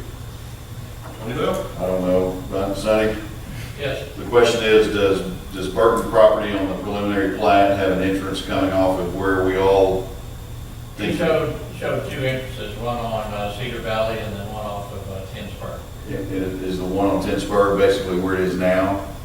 Yes. Kind of. Up the higher point. But that's just a plat coming from the property owner. That's not necessarily an approval by the highway department. The highway department has to prove anything, Yeah, let me do this, and council, I can't imagine just because you pass this resolution tonight for approval to move forward on what could happen as a line of 10 and 71, 10 Spur and 71, that it's gonna be a done deal. I'll get hold of Mr. Adams, Chad, and Simon might be able to help me there. We'll visit with those guys and see what the plan is, and I agree, before before we dive into it wholeheartedly, even if it's not costing us much, that you don't want to turn it around and do it again or be in the wrong spot. So we'll try to find out what the highway has, if they have anything, and they may not, but we'll see what we can find out.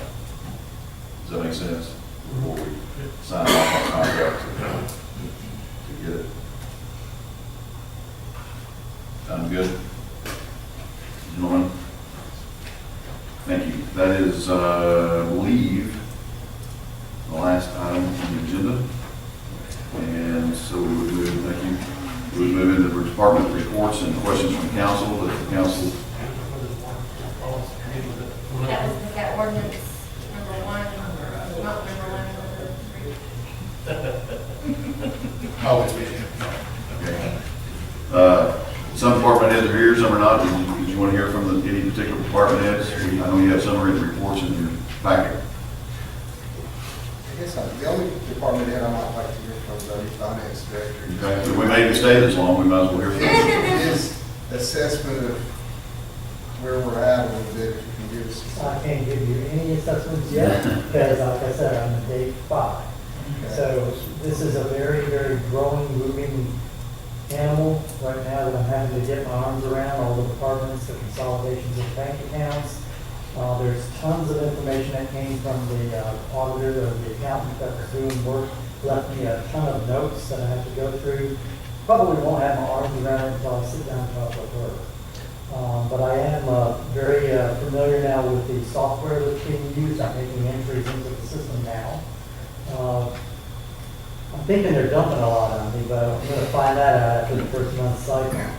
But it's not something that is insurmountable. It's something that I think I can get my arms around rather quickly. So I would think that I told them 8 days, so you're about 3 days ahead. So is it where I'm reasonable by next council meeting to expect Absolutely. an accounting, no pun intended, of where we're at as a city and get a better feel for how accurate the budget we have and moving into 2018? I would almost, if I step on a limb and say I would guarantee that, but I took a lot of your concerns and your considerations and wrote them down and basically thought of different ways that we could actually report it better to you so that you would have the information, some of these questions you're asking, you would have in front of you before you had to challenge the submitter of some of these requests. Let me ask the council a question. I feel like what could happen next council meeting is we get to this point in the evening and we have 1,000 questions for our new finance director. Is there any interest in scheduling a special study session meeting on the budget? Is there any appetite for that where we can sit down separately and talk through stuff with our new finance director? Just get up to speed. Yeah, because it feels like to me, I feel like there's a lot of things to catch up on here with all that's going on with Bill Barclay and with the exiting of our finance director and the new finance director being here. And I might like to not feel tired and rushed at the end of the meeting to answer questions. I would be willing to come up on a separate meeting if y'all are and maybe tackle that before the council meeting. So that, I think that's an excellent.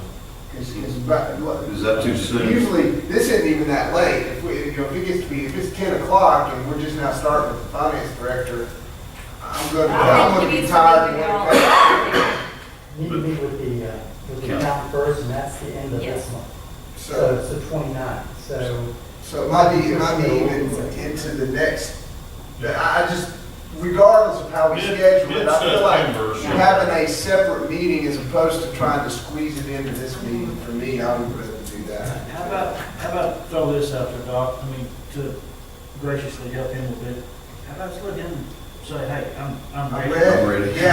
Yeah, I'm fine with that. I mean, honestly. No, I'm fine with that, because then when he's ready, let's maybe have a separate special meeting, early, 6 o'clock in the evening one day, pick a day that all works for us, come down, sit down, this is a special call meeting. I don't really have to be in the meeting.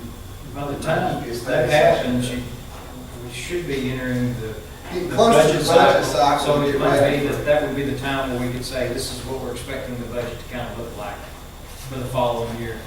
I would also like to hear at that meeting a little bit more about what your concerns are, what you've been battling, what you'd like to see different ways done, and is there a possibility of having that implemented into your systems, if you will, and in your reporting? I know a lot of it you've gotten because it's always been that way, but I'd like to possibly look at changing some of the things that makes things more relevant to you. I'd like to see you focus a little bit more on cash flow so that you can answer in your question, where is the money and where is it going? What's the trending of it? Because cash is king to you right now. You're being hit with a lot of requisitions for, we're going to take it out of general funds, how much money is coming out of there. You need to know what your trend is in that, because last thing you want to do is walk into the next budget year short. That's just some of my thoughts. So I'm open for you talking to me about what it is that you have some issues with and some concerns with, and then we can look at possibly modifying it. Oh, I hadn't already hired you, I would now. Oh, really? Yeah, I think I would. That's the only question I have for department heads. I appreciate the reports from everybody. Mayor, I have a comment from Yes, sir. council. Yes, sir. Speaking of the gallery, I got a message here a while ago from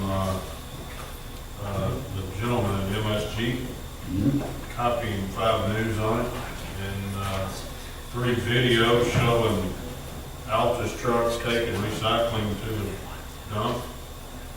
That in the comment that the mayor and the council are aware of that. I am certainly not aware of that. And to my knowledge, none of the rest of you are Very aware of that. specifically, to my recollection, at the last council meeting, we had Representative Alpes come and reassure us that that was not happening, because we asked that specific question. So just for the record, we're not aware of that. Well, for the record, I was shown a video of a such truck going in the direction of the Portsmouth City. Jim and I just sat here and watched the videos. I mean, I don't know. And I'm not an investigator, as you well know, and so I watched it a little bit of it, and I even asked for him to speed it up. I said, I don't have time to sit in a 20-minute drive to wherever this is supposedly going. So the pieces I saw certainly portrayed an Altus truck going to the dump. And let me back up. It also portrayed that a Altus truck picking up recycling, dumping it in the truck, and along with an umbrella, I think. Those pieces of video, not being an investigator, I just, first of all, I didn't even really appreciate the fact that I was having to watch it, to be honest with you, because that was not part of the bidding process on my, but that's just my, so I discounted it as it's just somebody showing me a video. But I have seen it, if it's the same one. It sounds like the same. Yeah. I think the main point he's trying to get across there is that it specifically says that the mayor and council were privy to this information that the guy was dumping it, which we were not. Right. And then we just awarded this guy the contract. And you know, that's not the case. Until you get behind the truck, whether it be Altus or anybody else, and follow it during the day process of whatever they're picking up, I don't know that you would know. Now, we don't want to go down that road, obviously. And when I said to whoever asked, I think, about the contract, you know, we've got some pretty good teeth in there, and I promise you, while I'm in this position, we will hold them accountable. You know, whatever. And I'll say this too, that, and this has been talked about, the law is that we award it to the lowest responsible bidder. If you don't feel like they're the most responsible bidder, then we need to talk about that. Right. Because you know, we've had these comments, we've had these concerns, we have rewritten the agreement to try to address all of those things. But if we don't feel like they're the responsible bidder, then we need to relook at it. Absolutely, and I'm open for that discussion. You know, I've set forward in this process to be, we need the best vendor that we can possibly have. You know, we didn't get into what Altus did or didn't do in the past. You know, this wasn't necessarily a part of I didn't think a good meeting, but certainly as council, we need to talk about, you need to talk about those things. So, but I agree. I mean, we've the council in the past, and before I was mayor, and since I've been mayor, we always kind of tend to go with the low bidder.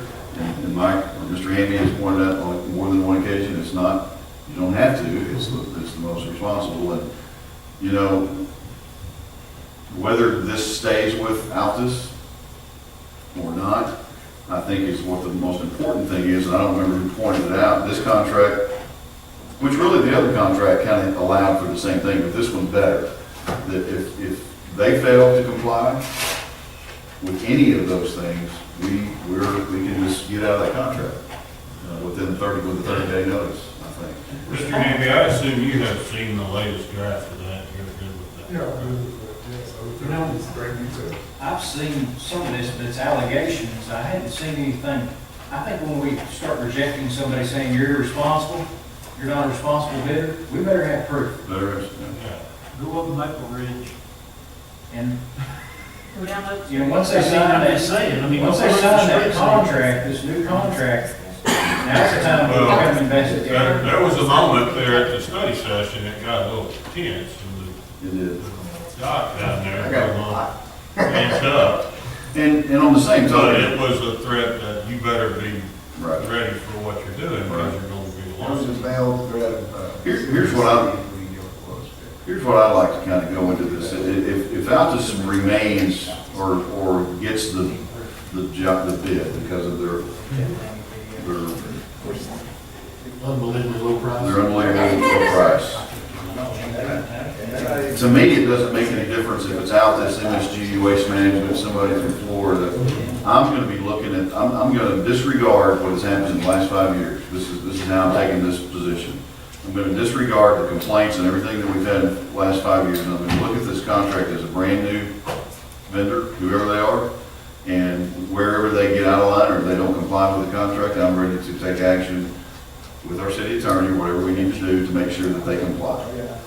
Now, can Altus remedy the things that the complaints we've had before? I don't know. If they can't, I think we're moving on down the road. One thing that gets me is, we're obviously still under review with these contracts. The city attorney's gonna look over, make sure, because that, when you talked about, there's 3 different kind of categories of numbers here, and there was a big 0 on a few guys out here on the recycling bins, and so we really haven't signed and rewarded this to Altus yet. No. And yet the representative of MSG's already put smut lies out over social media about the city administration. I don't really know if I'm in the booth to deal with anybody like that. And I will Go off. have to reiterate a little bit that MSG did not have a bond. Well, my point is to on the Altus deal, you have justification, enough written public justification of the not so great job they've done. Right. That could fall back to, you wasn't responsible in your job. So, I mean, there's a lot of, you have enough complaints in a month's time to shred the contract with them then, really and truly, if you wanted to. Sure. So, that's my point to that. I mean, No, I agree. they're going to have to step up. Absolutely, that's my point. Do they have any footage from Florida on the guy down there maybe that he was doing bad, or not? Apparently not. He actually dropped his off today. Yes, he did. Hand delivered it. Yeah. Well, I mean, I know there was some video of the Florida guy doing something wrong. I don't know.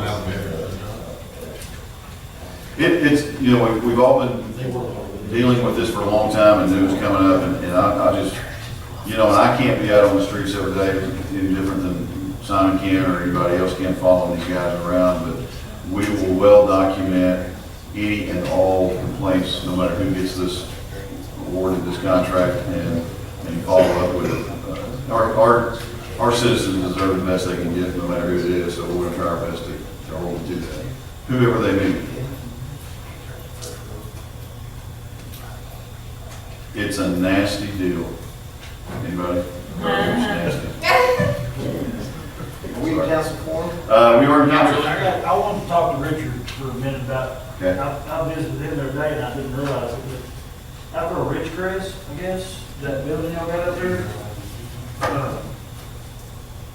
he's got a tractor in a storage container. And that building, I know the police has got the middle building, what y'all got in there? I mean, is it stuff that could be donated or gave away to give them guys maybe some more room to Auctioned off. because the parks ain't got a whole lot of space, they got stuff in the streets, and they got, but that building out there is a 3-bay building, I know the street department's got part of it filled up, but I was thinking that a tractor in a storage container, a Connex box, ain't real. Richard said it's just barely fitting in there on top of that, so I didn't know all that. And that building's starting to look pretty ragged, partly because it really has no owner, so nobody, the gable ends opened up on it, so animals are getting in. Siding's falling off of it, There's the been doors don't plans in the match. past to put some kind of facility at Bell Park for y'all to put stuff, is that right? At some point, y'all, there was talk about building a. That's on the big place. master plan. That's on the master plan, didn't it, to put something up at Bell Right, Park? but the problem with that is sewer is the main issue on that.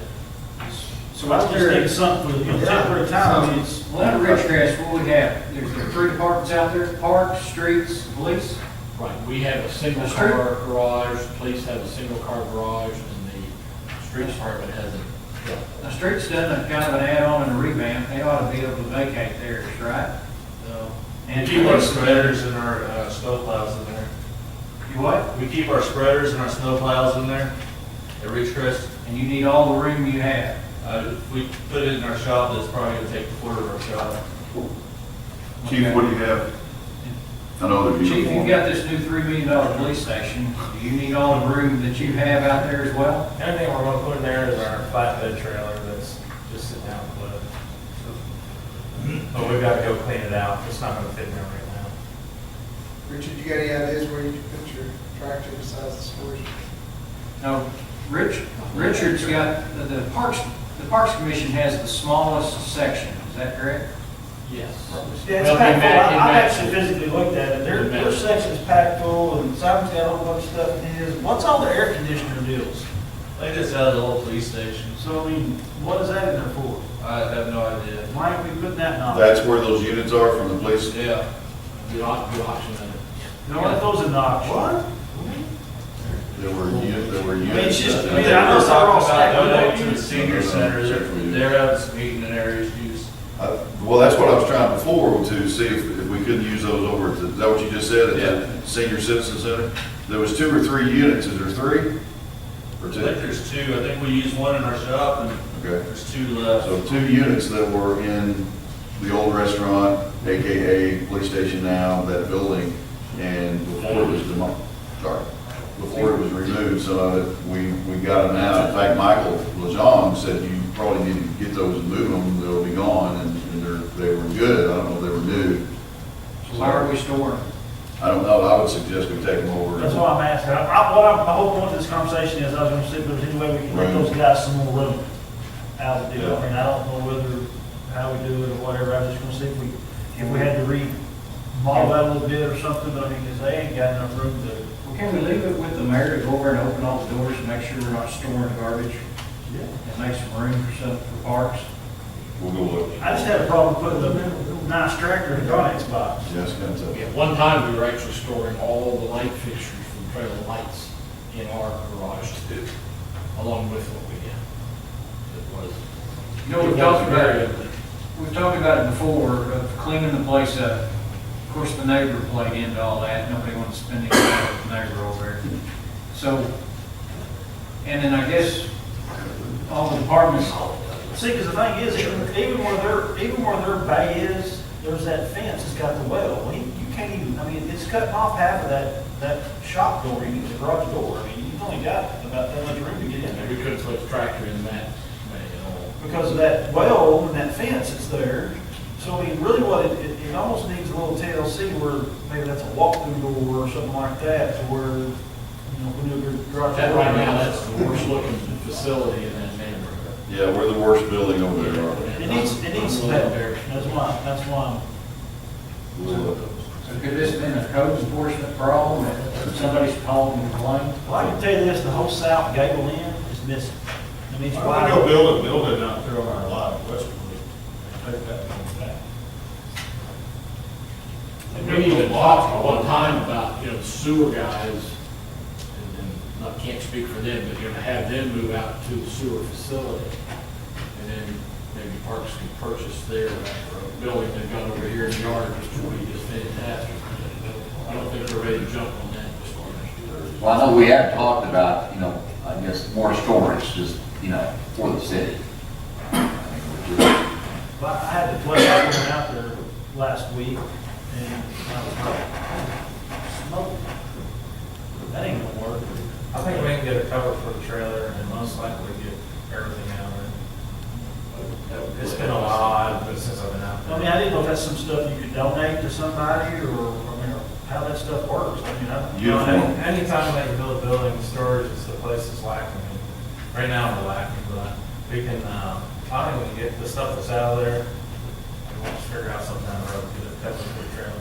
We go look at that tomorrow, maybe. I still think that if the gable's missing there, I mean. It I still think needs some it's a- TLC, whether Chief and them get something worked out. Well, my point is the building, it's just got trusses on it, and it was built back when that subdivision was built, and that's as far as I'm gonna go with that conversation. And it's starting to sag in the middle because it's expanded a lot farther than it should have been with the trusses and all that stuff, so. And it's got 3 different color garage doors on it. How about this, let's leave it with the mayor to get a price for next year's budget of kind of dressing it up. We need to do something. I do think that our files, once we got kicked out of the fire department, I think they got moved there, if I'm not mistaken. Is that stuff, some of that stuff be shredded, or can you? We shred what we could. I'll check it first thing tomorrow morning and see what's in there.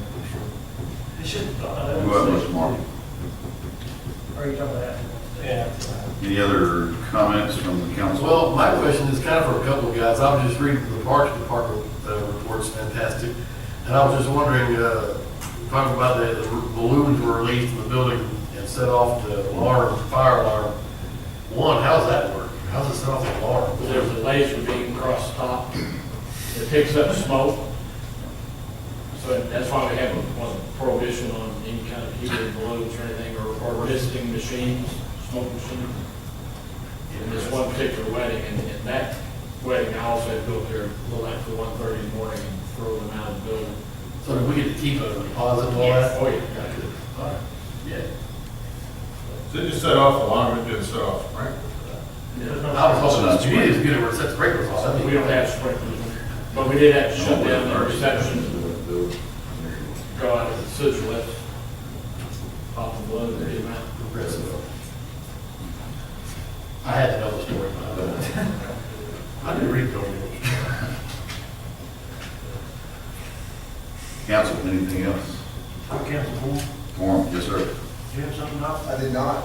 I just I wondered know. how close we were to adjourn. I do, and this is kind of important to me. I talked to the mayor about it back before this meeting, and I asked him to get with maybe the street department and the parks, because I'm wanting to figure out what we gotta do, Mike, to get this ball rolling, on maybe trying to bond that sales tax that got renewed, that started this year. For, if the parks want to get a plan together, I mean, 'cause I can tell you the fire department's we've already talked about some plans, and maybe trying to bond that money coming.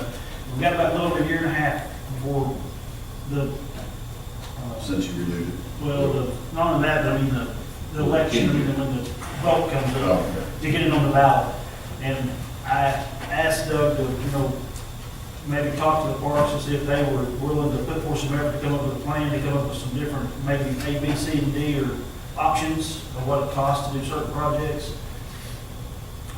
Because like I said, I know the fire department has discussed different things, so we can figure out how much money that bond is going to generate. So, if it's going to generate $3 million, well, we can try to figure out whether we can spend that or we can't spend that.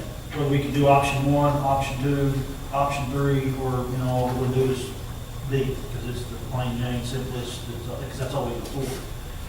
But I want to get the ball rolling, because it's going to be here before we know it, and if we don't do it now, I think now's the time. But I don't want to not just offer it to everybody else, the streets, the parks, the firemen, because that's all that 3-4 sales tax goes to. So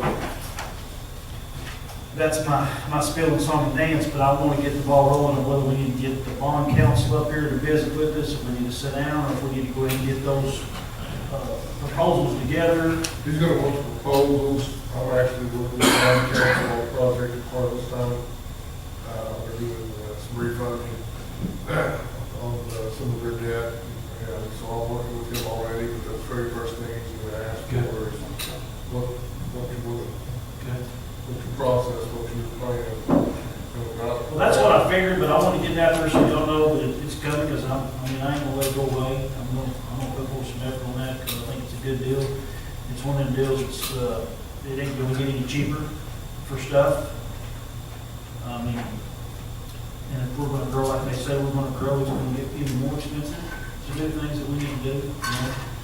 Like the fireside, the station out there, I mean, we're gonna have to get Michael involved and, you know, sit down and get that stuff together, but I wanna offer, you know, the parks, if they wanna sit down and get something together where, you know, we got Plan A, which is gonna be 2.5 billion, Plan B is 1.5, and, you know, yada, yada, but, I just wanted to get that out there so they know, Richard and Simon, And I have talked a little bit, we haven't really got set down too much on just one-on-one, and I have approached the commission, certainly the Parks Commission, but Rich and I talked briefly.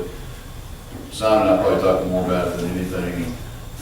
He was, I won't speak for him, he was a little hesitant, I think, at first, but I think we're still working through some of it. And if we're not yet, because we're looking at a true bypass and solution for people, this traffic relief thing, I think to me, that's a no-brainer on a bond issue for the street park specifically. Now, it doesn't create enough money to pay for it, but sure makes it more appealing to the highway department that you've got something in place and a revenue stream. And in the parks, I know they've got some big projects. Amphitheater and your Not amphitheater, the splash pad. Yeah, so we can name those projects, and I think you're right, Joe, ABC or 23 or whatever, for all, we can get that done pretty quick. my theory is A should be with the moon. So Oh, the absolutely. moon, Sure. and then work your way down, you know, that's kind of the way so, but anyway, I want to get it out there, because if you guys in the streets, y'all want to get on, you know, if y'all are serious about it, want to get on board, then, I'm going to do the best to make it happen. And we'll make a point to talk more about I it. got something else outside of that. I'm done. I'm not going. I know you bet you want an update on the range deal. Oh, yeah, I forgot about that. I was gonna sit there and just let it go by. I think the gate's been moved, I had been out there, down to where the trail can come across the bridge.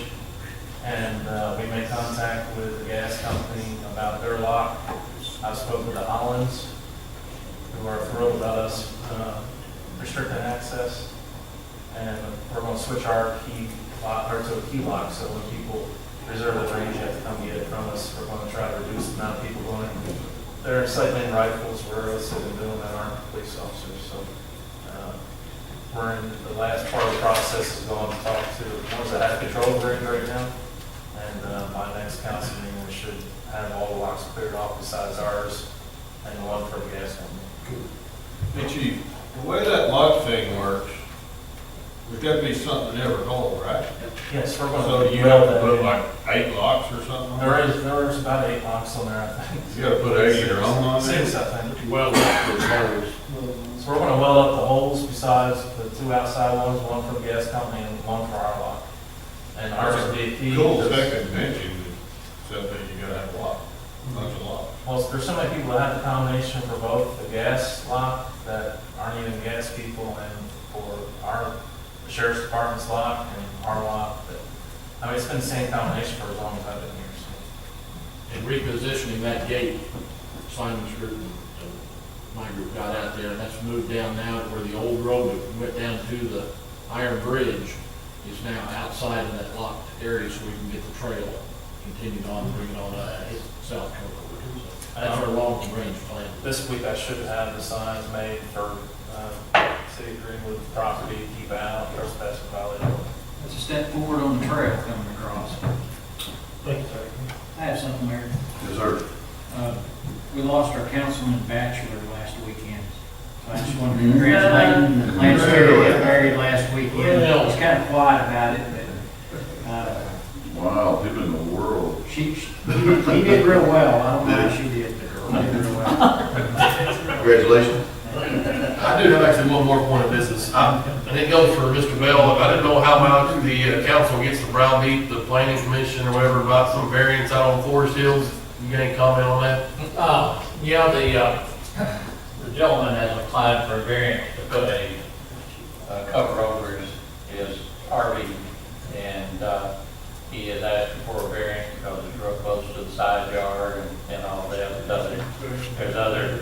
considerations that we'll have to go over. You're only allowed so many square feet of accessory buildings in your backyard. He already has 2. Again, he's real close to the side yard fence, close to the gate.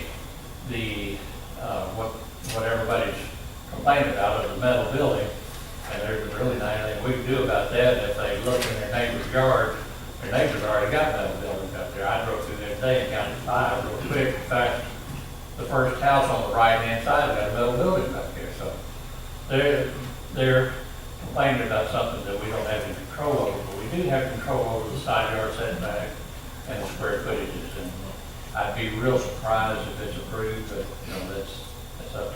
We'll find out. But I'll try to assure them, that it's not. I can't say that it's not going to happen. Right. But I just don't feel like it will. Well, it just fall out from the U-Haul deal, and I just feel like we see. Yeah, they still don't understand that was zoned commercial, and I tried to warn them about that several years ago when somebody was wanting to put in some duplexes, and they wouldn't hear of it, and I said, look, this is commercial, and you have a 24-hour truck stop here, and there's nothing the city can do about it, because that's the way that it's zoned. I mean, that's the way it should be zoned. It's highway commercial. Right. And so when Miller came in with the garage deal, we held his feet to the fire on everything, and down to landscaping, and no vehicles outside after dark and things like that. He's doing a real good job on that. So it's one of those deals. If you don't like what's going to be next door to you, you need to buy the property. Right. Appreciate it. Sonny, I have a question just as far as, he's done our annexation kind of proposal. I visited with Rixie last week. In fact, we got all the parcels picked out. He had some questions because some of them were owned by Stevens Gas Company. Did I want to include those in there? Again, we want to go. We're going out 300 foot on both sides in some areas. Some areas were cut it back to 100 foot because of one reason or the other. But we're real close to coming up with the map, and then I'll bring that to you guys. I'll take it to the planning commission, let them look at it, and I'll bring it to you guys. It's something that, we've got the census coming up. And if we try to make the cutoff before this next census, it worries me. Because we don't want to have problems this time. We want it to go through. We might have to have a special election on it. I don't know. That will be up to you guys. But I think Mike will agree with me that we want to be perfectly clear on what we're doing before we go to the voters. That's exactly correct. And I've discussed with the municipal league, and their suggestion is that across the state, annexation is being attacked, and they suggest go slow and cautiously and isolating folks by hiring outside folks like Van Tongman to come in and do as much of the research as what you can. I just think it's going to have to be a group effort, and everybody's going to have to take a deep breath and do it right. Right. And like I said, if we miss this next election, so be it. I'd rather for us to go through and get it done than to have another hiccup. Well, I guess one thing I was seeing in the Town and Country magazine, there was something about, annexation needed to be done by the, that's for the census. And if we were annexing a large population, if we were into that first annexation where we were bringing in subdivisions and things like that, I'd say that would be more of something that we needed to key in on. But this is the total parcels that we're looking at right now are not that many. And some of them are, don't have anybody living on them. They're just empty parcels.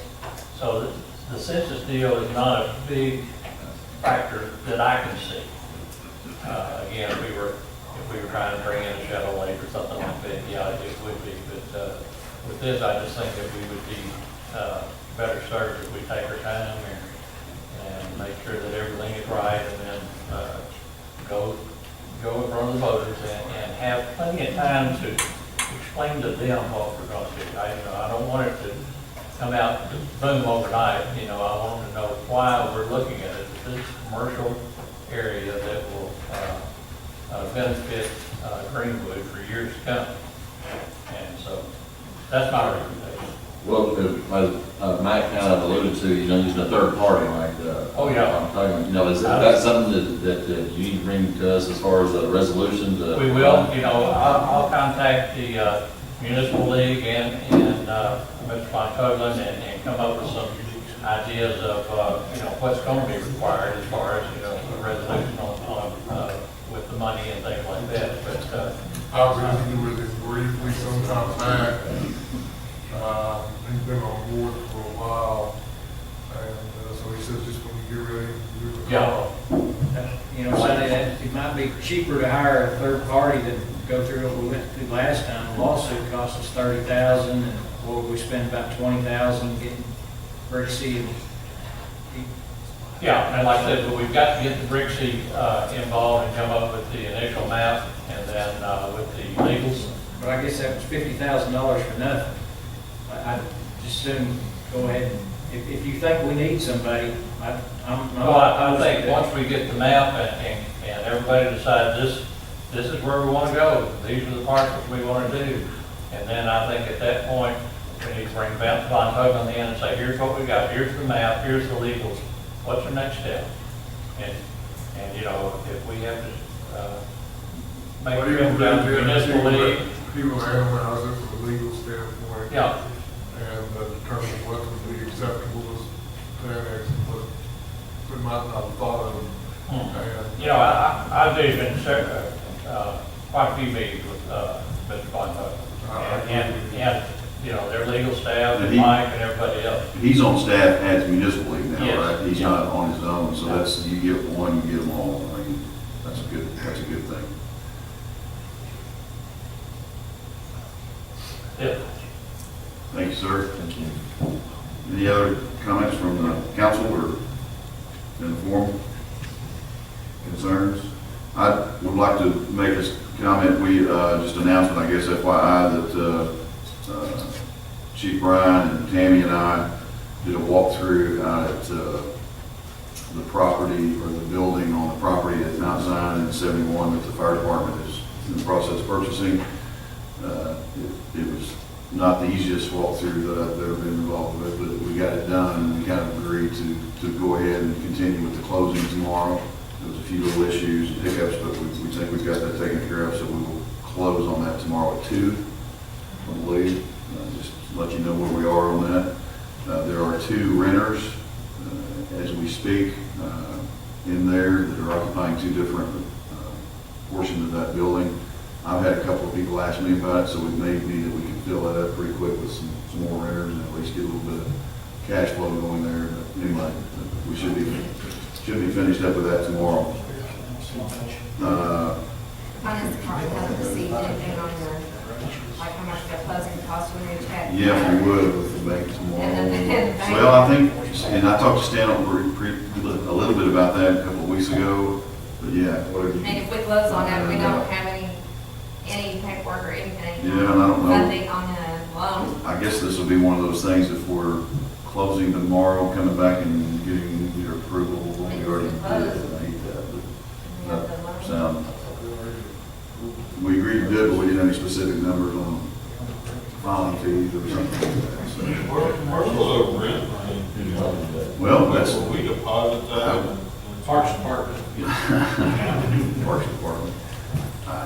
We've not done that, we've not talked about that, or yet set it up, we just will need to do that, and I guess we'll get with our. We have to go back somehow associated with fire. Sure, yeah, they're paying for it, so. Probably works like our rent, when we rent the pavilion out, something similar to that. Yeah, so we'll work through that process. We'll bring that to you for sure for approval, but we'll work through that. Are you aware we're buying buildings? Okay. Oh, yeah. Okay, good deal. So, and utilities, I mean, obviously there's gonna be expenses go along with it. We got man fixed. Absolutely. So I want to say It just. says in our resolution that we passed last council meeting that derived from that property would be deposited to the city of Greenwood general fund, be restricted for use by the fire department. There you go. Thanks. Those are the resolution. Okay. One other thing, if you would, and I'm a big believer in power of prayer, and I asked the department heads to do this for me this morning, they did, and it turned out pretty good, but we're waiting on even a better thing. If you would just remember my wife in your prayers, just had a little health issue that we're dealing with. So if you remember her, and also Miss Tia, bless your heart, this is early for us. So once a month, Thomas will be home around 3 o'clock in the morning. This is kind of normal, I think, but we've gotten out earlier and we've gotten out later. So again, Mr. Thomas Marsh, welcome to the team here at Greenwood, and we appreciate what you're going to do for us and help us with. And thank you, Tia, for allowing him to do that.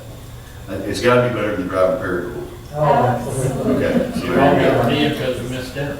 That's right. Well, yeah, he promised her dinner, I think I heard earlier. Okay, any other things from anybody at this time? Yes, sir. Mayor, I know it's at 2 o'clock tomorrow, Stewart's the new slumlord out over another side of town. Yes. I've already got complaints about the grass being. Code enforcement. So send code enforcement after him. Actually, we'll do that, absolutely. I think you got some goats and goats. Are they the fainting goats? I would entertain a motion to this. Yes, sir. Just one other thing, I talked to you today about, if y'all seen one of our firefighters. Oh, yes. Roy Holtz has a child that's at the Children's Hospital, and he's a single, they have one, has a single job, his wife is a stay-at-home mom with the other child, so the costs are getting pretty high, and he's been down there quite a bit, and I'm not sure how much longer the child's going to have to be at Children's, but anyway, Farmers Bank set up an account for him there, and there's a GoFundMe that Dustin helped set up for us. And, just keep the child in your prayers, and the family, Roy Holtz, and the child's name's Lee. And Absolutely. they just, they're needing any type of donations they can get, and any help. I know quite a few of the firefighters doing things for him and stuff and everything, but cash goes a long way. So just you guys know that's one of our newest firefighters. Thank you, Chief. And also, and I don't even know, my wife can tell you down to the second when school starts, but it's very, very soon. I know when is it? 14th. So as we come upon that and get close to that, please remind everybody that you know and see to be careful and driving safely. And I gotta, there's a little bit of word out there about a possible traffic relief plan that we have, and I've already somebody texted me and said, can you get that done before school starts in a couple of weeks? I'm like, no, but we can sure be thinking about it and Put in a stoplight. put in a light. So be thinking about that and be careful out there. But thank you, everybody, and I'll entertain a motion to. I'll make a motion to adjourn with you. Or adjourn. Thank you. Unanimous. This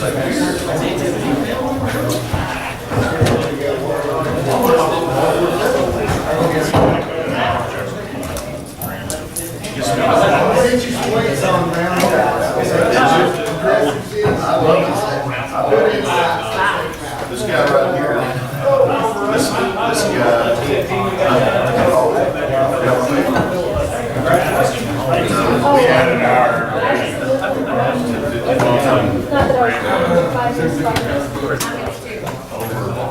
Talk and everything. Take care.